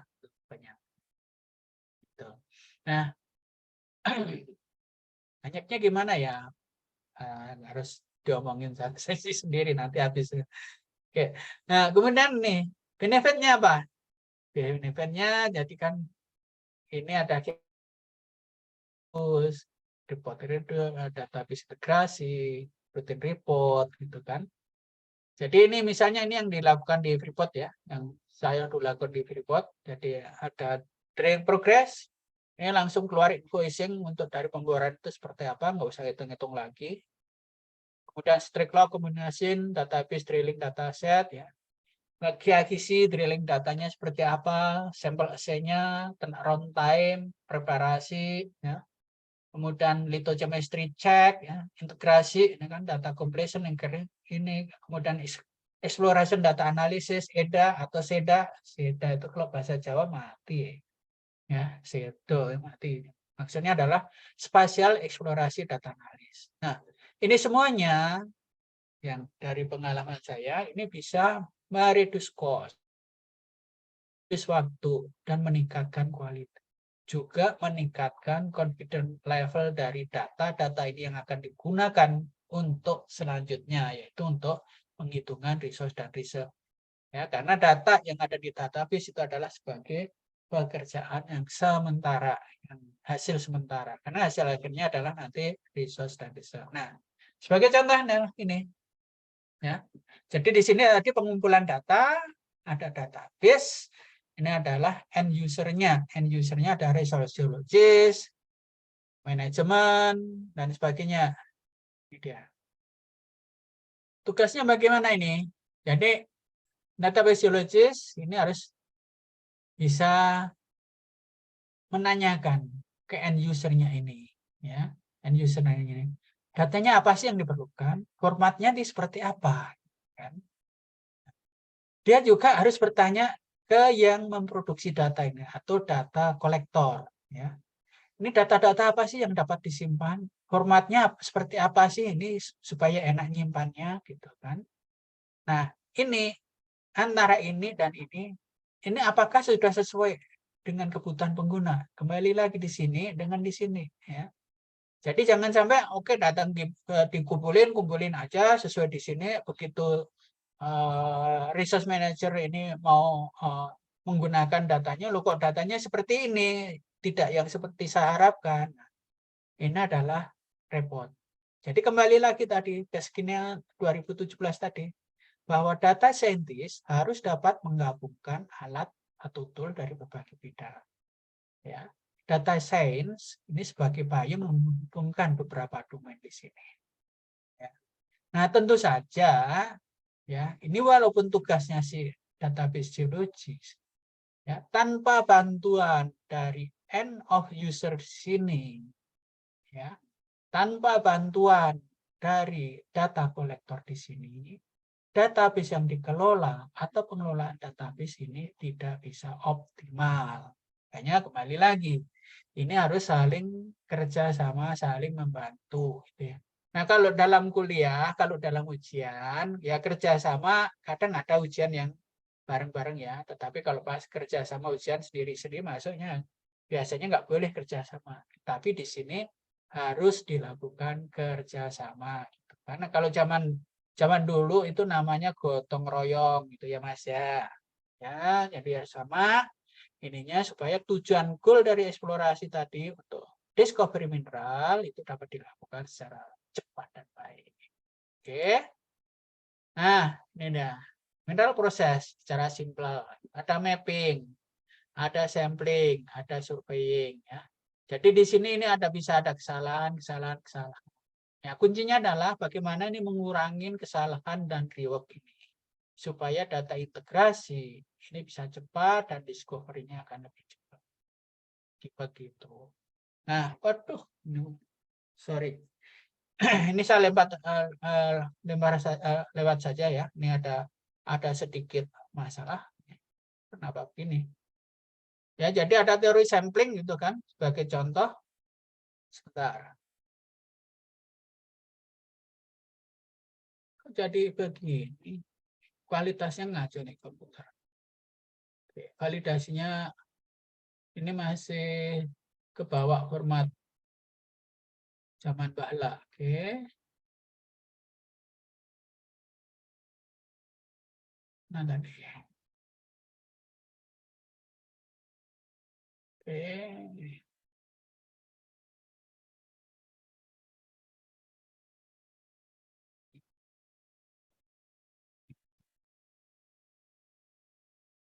Rubah sendiri nih.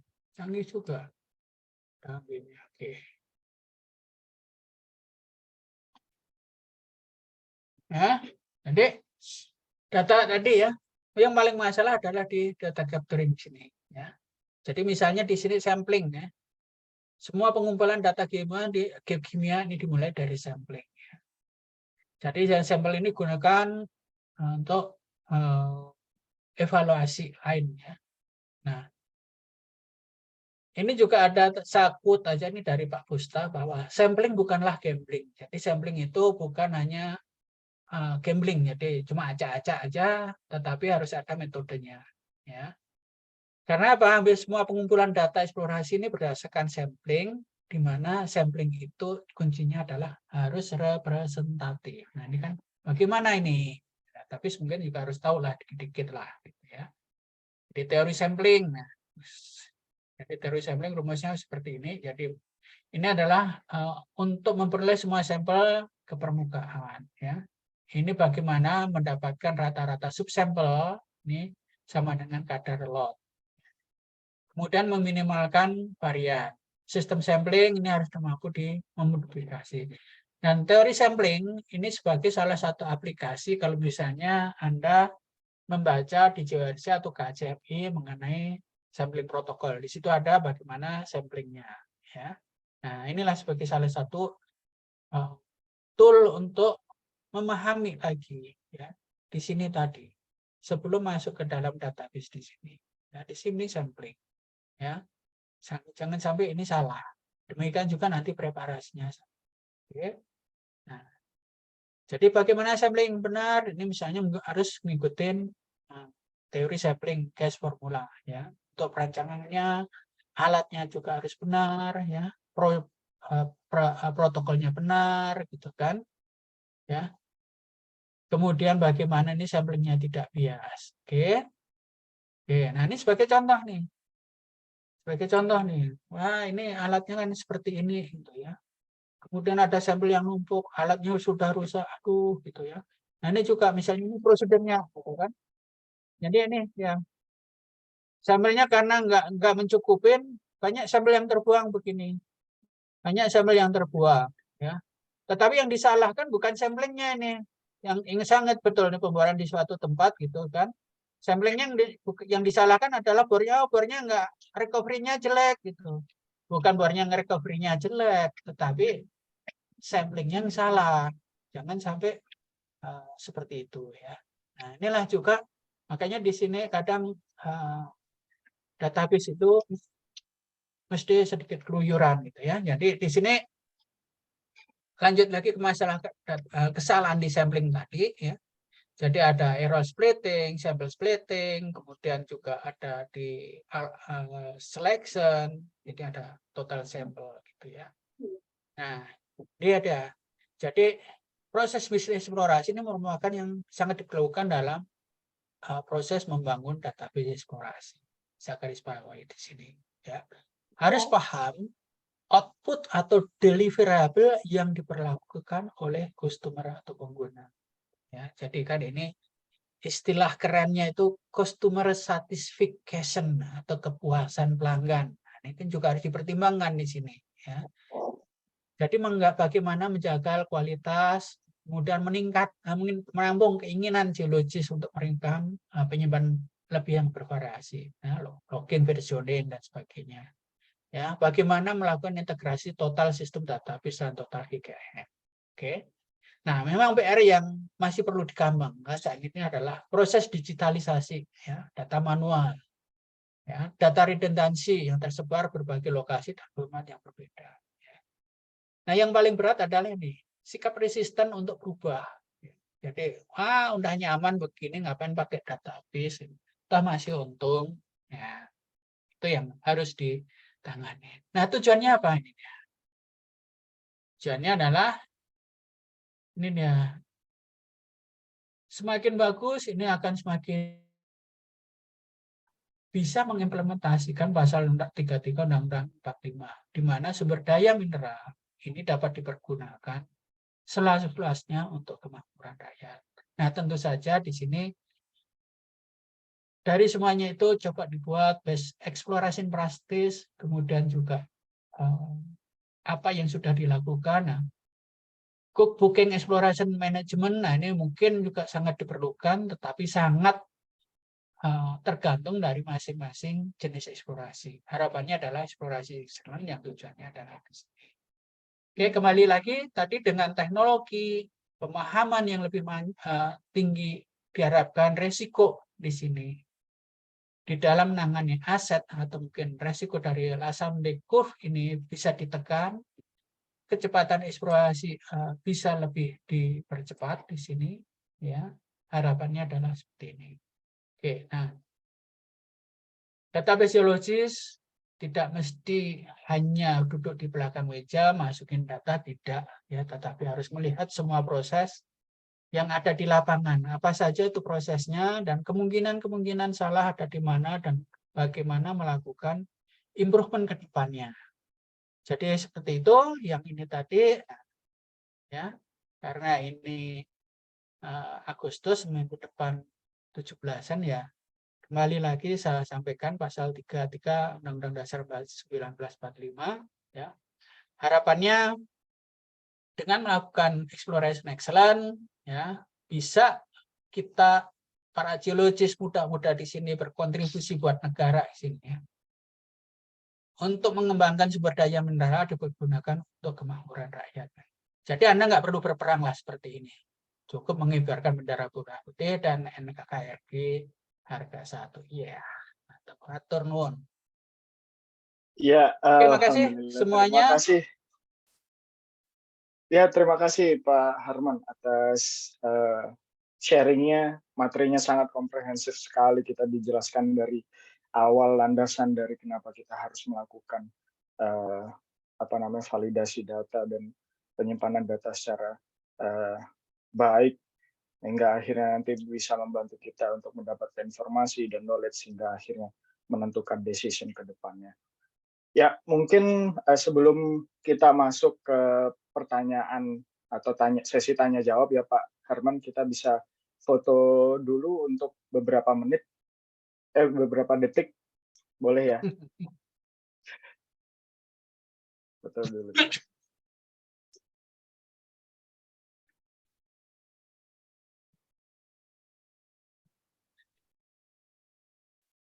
Mungkin minta tolong untuk share screen-nya di ini dulu Pak.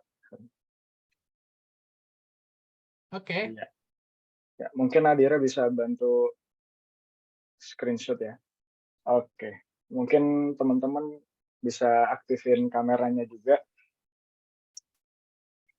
Oke, kita mulai dari layar pertama. 1, 2, 3. Oke, buat yang kedua. 1, 2, 3. Oke, terakhir. 1, 2, 3. Iya, terima kasih semuanya. Oke, mungkin bisa kita buka sesi tanya jawab mungkin untuk 3 pertanyaan dulu ya. Mungkin kalau misalnya ada yang punya pertanyaan bisa ditulis di kolom chat. Mungkin untuk yang mau bertanya bisa raise hand terlebih dahulu.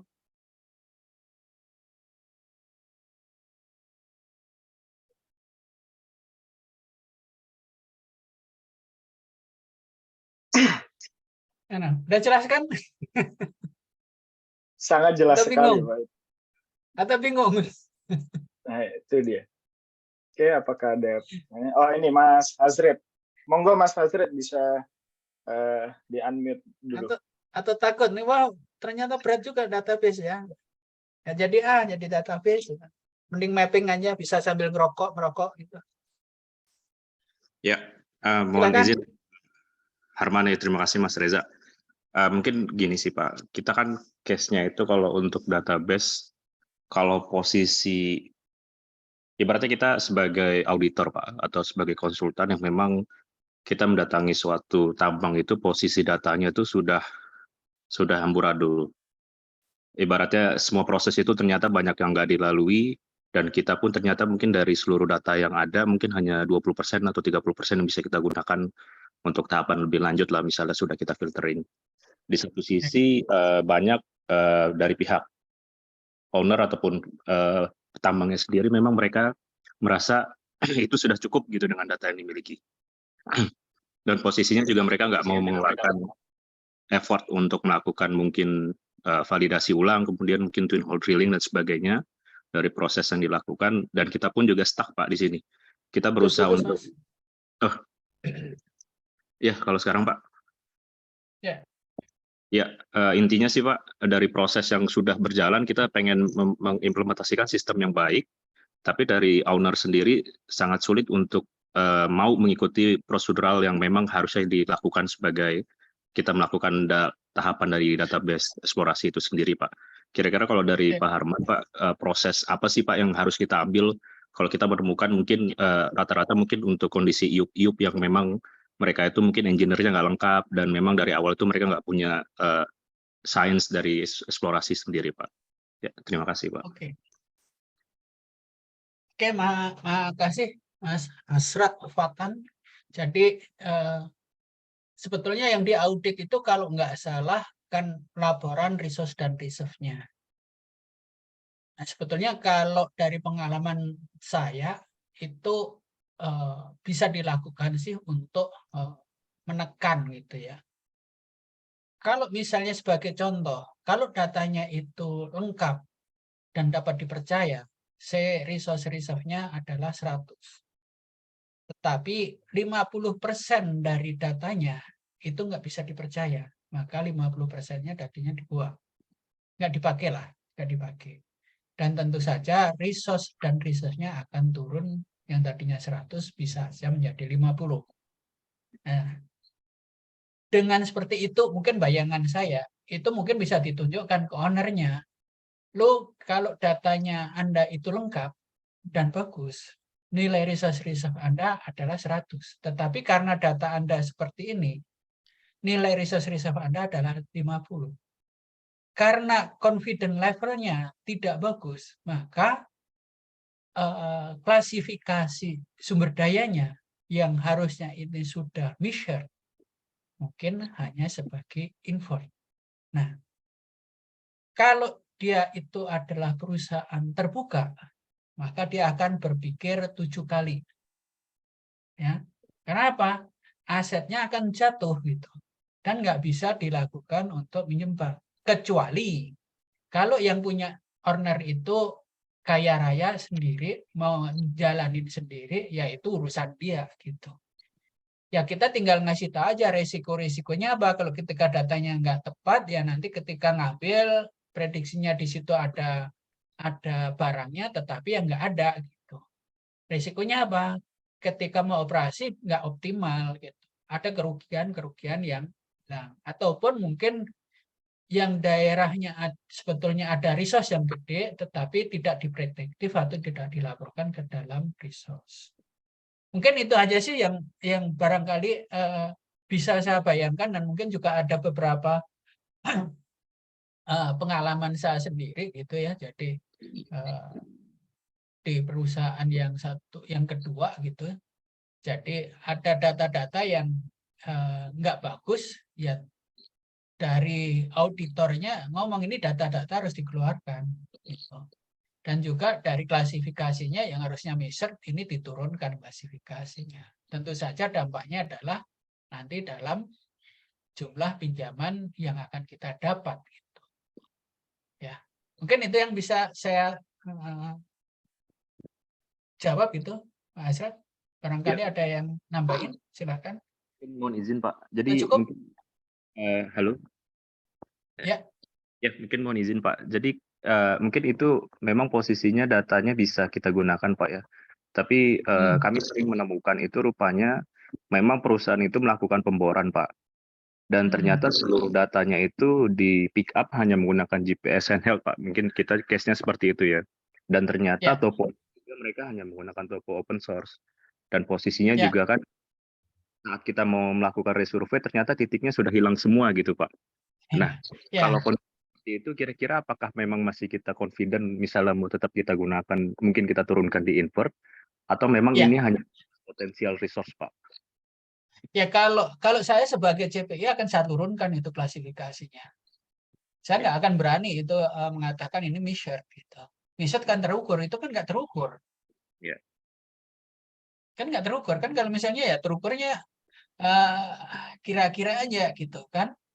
Kalau misalnya secara logika gitu kan, misalnya ke titik A ke titik B gitu kan, diukur dengan langkah sama diukur dengan meteran beda kan?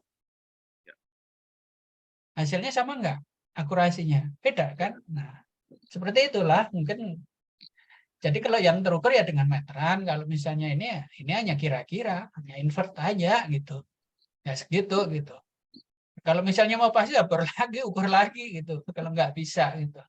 Ya, itulah resiko ketika manajemen data itu nggak bagus, itu aja.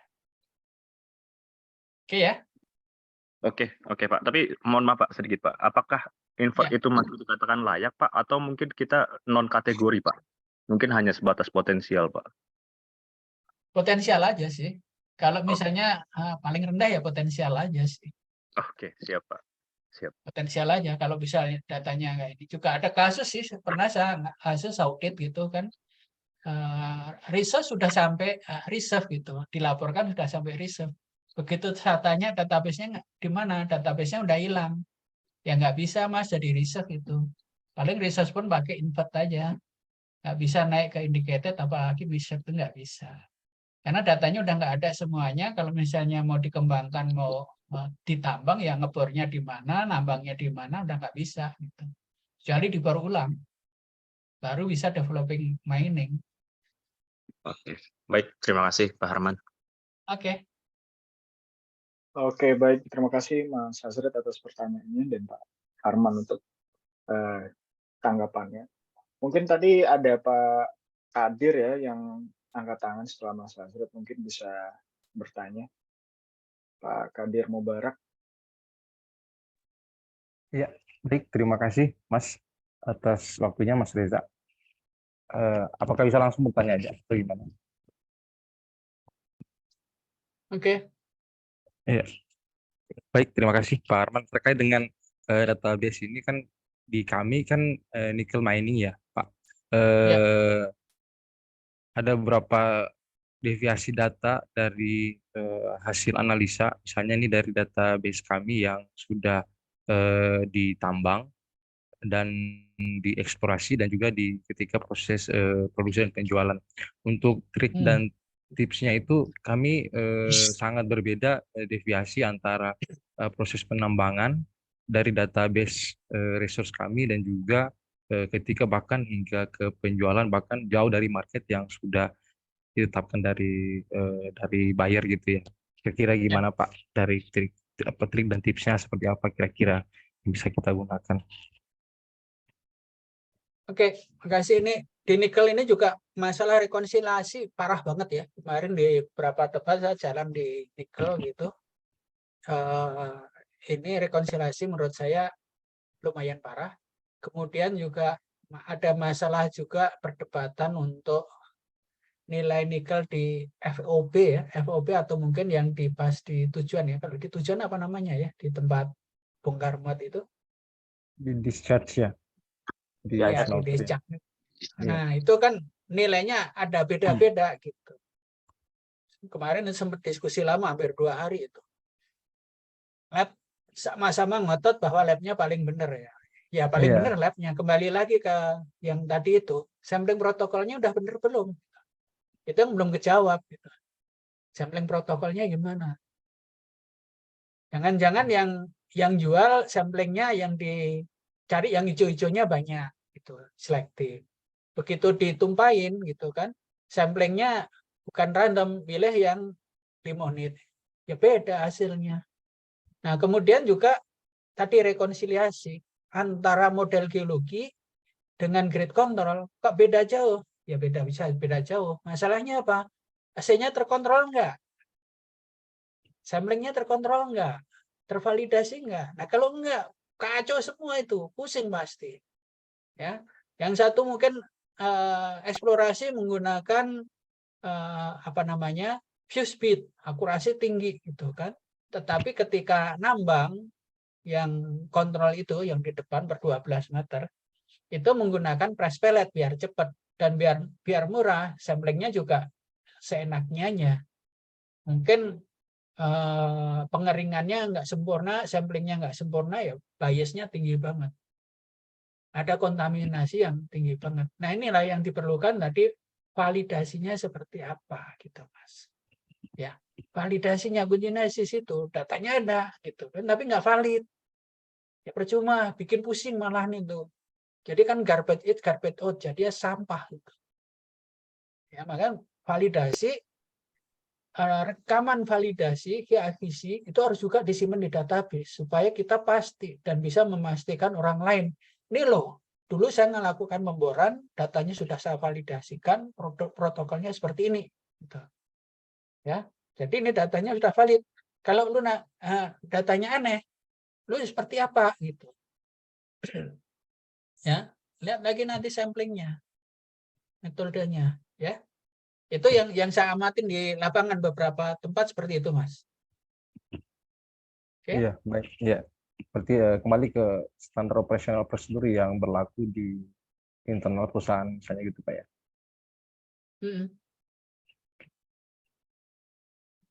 Ya, jadi prosedurnya seperti apa? Semuanya harus baku dan istilahnya teruji gitu ya. Harusnya teruji gitu. Jadi misalnya masalah pengeringan sampel aja itu yang paling krusial, itu sampel drying di nikel. Itu karena nikel itu basah, kadang dikeringkan hanya 12 jam, itu nggak kering itu. Ya, kalau di lab yang komersial dia ngeringkan 36 jam. Baru dikatakan kering, baru bisa di-split, dan itu baru bisa dikatakan homogen.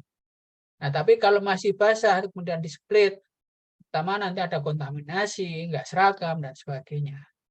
Itu juga menjadi masalah. Gitu. Ya, di situ sih itu banyak sekali masalah di AC, Mas. Jadi kita harus lihat satu-satu dan kalau bisa ya diperbaiki itunya, prosesnya harus diperbaiki dan dikontrol. Oke? Siap. Ya, terima kasih banyak Pak Arman atas jawabannya, Pak. Ya, terima kasih Pak Kadir atas pertanyaannya. Nah, ini Pak Harman, ini ada banyak pertanyaan ini. Ada 3 orang yang angkat tangan dan 2 pertanyaan di kolom komentar. Nah, Pak Harman mau silakan. pilih yang mana dulu nih? Silakan mana dulu ya? Mungkin yang tadi di kolom aja suruh bacain aja baik. langsung gitu.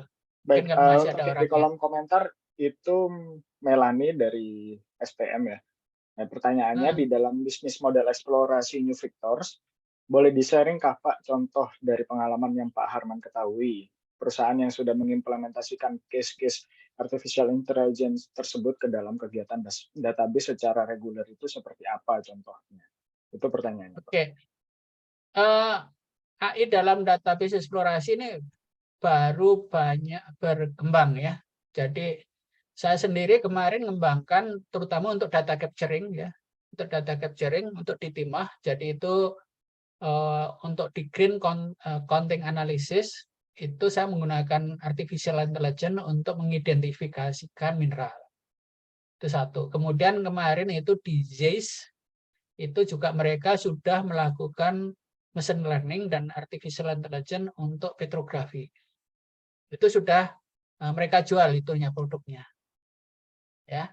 Jadi AI sama machine learning ini kebanyakan dilakukan untuk data capturing dan data interpretasi. Nah, untuk data interpretasi kemarin saya ngembangkan untuk FuzzyLogic untuk data prospecting. Ya, jadi menggunakan FuzzyLogic bisa jalan. Secara masih konseptual sih. Oke, cukup. Siap, baik Pak. Oke, Pak Harman gimana? Apakah mau menjawab beberapa pertanyaan lagi atau mungkin nanti dijawab di belakang layar aja gitu? Boleh, Gimana? gitu. Mungkin yang resen silahkan. Oke, Silakan ya Mas mungkin Reza, siapa dulu? satu lagi ya terakhir mungkin dari ini siapa nih? RS nih. Ya, terima kasih Mas Eja. Saya Rizky, Mas. Oh ya, Oke, boleh Mas Mas Rizky. Rizky, silakan. Ya, Pak Harman, terima kasih atas waktunya. Tadi kan bicara soal peran database itu antara penting dan nggak Suaranya penting ya. hilang Mas Rizky. Halo, halo. Suaranya hilang. Ya. Halo, halo. Halo. Ya, halo. Oke, Ya. bagus. Tadi kan bicara peran database itu penting dan nggak penting ya, Pak Harman. Apa? Peran database itu kan penting atau nggak penting kan ya? Ya, ya. Untuk saat ini kan problemnya tuh itu masih sama sebenarnya, Pak. Jadi kayak banyak pengguna itu yang masih nggak aware gitu.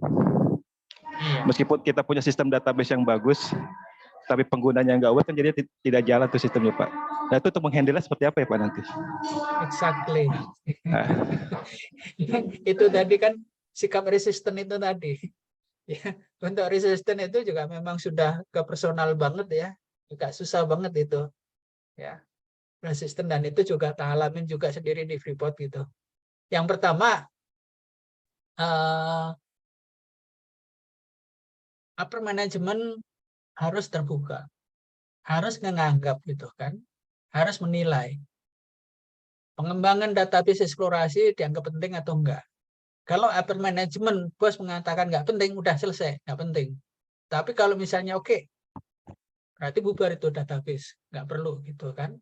Tapi kalau upper management bos besar mengatakan oke, database itu penting, oke, harus support ke semua tim bahwa database itu penting dan harus dijalankan sesuai dengan rule dan kriteria dari database itu sendiri. Oke. Ya, kalau yang saya alamin di On Freeport karena dulu itu resisten banget gitu, sampai bos saya yang di Amerika turun tangan itu. Saya lapor ini nggak jalan Pak gitu. Ya, dia turun tangan gitu aja. Tinggal lu mau ngikut Arman atau enggak gitu. Kalau mau ngikut ya silakan, kalau enggak ya silakan cari yang lain gitu aja. Itu baru pentingnya ya, baru nanti baru ngikut gitu. Selain Iya ya Pak. tadi gitu. Hanya ada di situ aja, kalau mengambil data ya di situ, nggak bisa cara lain gitu di dalam database. Jadi harus ke situ. Nyimpen datanya juga ke situ, nggak bisa nyimpen ini. Gitu dia nggak mau nyimpen, tinggal di absen aja masukkan ke KPI. Gitu kan. Jadi masing-masing masukkan KPI bahwa dalam sekian ini harus loginnya harus masuk ke dalam database. Kalau nggak masuk dalam database berarti KPI-nya nggak perform. Oke. Keras ya, harus begitu. Iya, iya Pak. Tapi Kalau nggak gitu kondisinya, nggak jalan. iya. Oke Pak. Oke, clear Mas Rizky? Ya oke Pak. Cuman ya oke lah. Siap. Masih Pak. Yuk, kasih. Oke, baik. Terima kasih Mas Rizky dan Pak Harman atas Q&A-nya. Ya mungkin itu sampai di sini dulu ya Pak ya, Pak Harman. Mungkin buat beberapa teman-teman yang masih penasaran untuk bertanya ke Pak Harman, monggo silakan bisa bertanya di kolom komentar, nanti akan coba kita tampung dan mungkin akan dijawab Pak Harman via spreadsheet atau Word nanti yang bisa kita kirimkan di focus group discussion maupun via email nantinya ya Pak Harman ya. Ya, oke. Ya sekali lagi terima kasih buat Pak Harman atas materinya sangat komprehensif dan sangat menarik. Ini sangat menarik sekali sampai semuanya antusias hingga hampir 2 jam nih diskusi kita. Dan terima kasih juga buat teman-teman yang sudah bertanya, berdiskusi, dan juga teman-teman yang sudah datang ke forum ini. Mungkin bisa ditunggu ke sesi-sesi selanjutnya atau topik selanjutnya. Mungkin Pak Harman juga akan mengisi topik selanjutnya nanti. Dan kemungkinan kita nanti juga akan ada event terkait field trip. Kita tunggu saja infonya maupun beberapa training di waktu ke depannya. Mungkin sekali lagi saya harapkan buat teman-teman mengisi link feedback yang sudah saya kirim di kolom komentar. Harapannya ke depannya kita bisa berdiskusi untuk lebih baik lagi dengan topik-topik yang lebih menarik lagi ke depannya. Baik, sekali lagi terima kasih untuk semuanya, terutama untuk Pak Harman. Saya akhiri, wassalamualaikum warahmatullahi wabarakatuh. Terima kasih, selamat pagi semuanya. Waalaikumsalam. Pak Harman, terima kasih Selamat banyak. siang. Terima kasih Pak Harman. Terima kasih Pak untuk waktunya Pak. Terima kasih, Pak. Terima kasih semuanya. Terima kasih Pak atas waktunya Pak, atas ilmunya.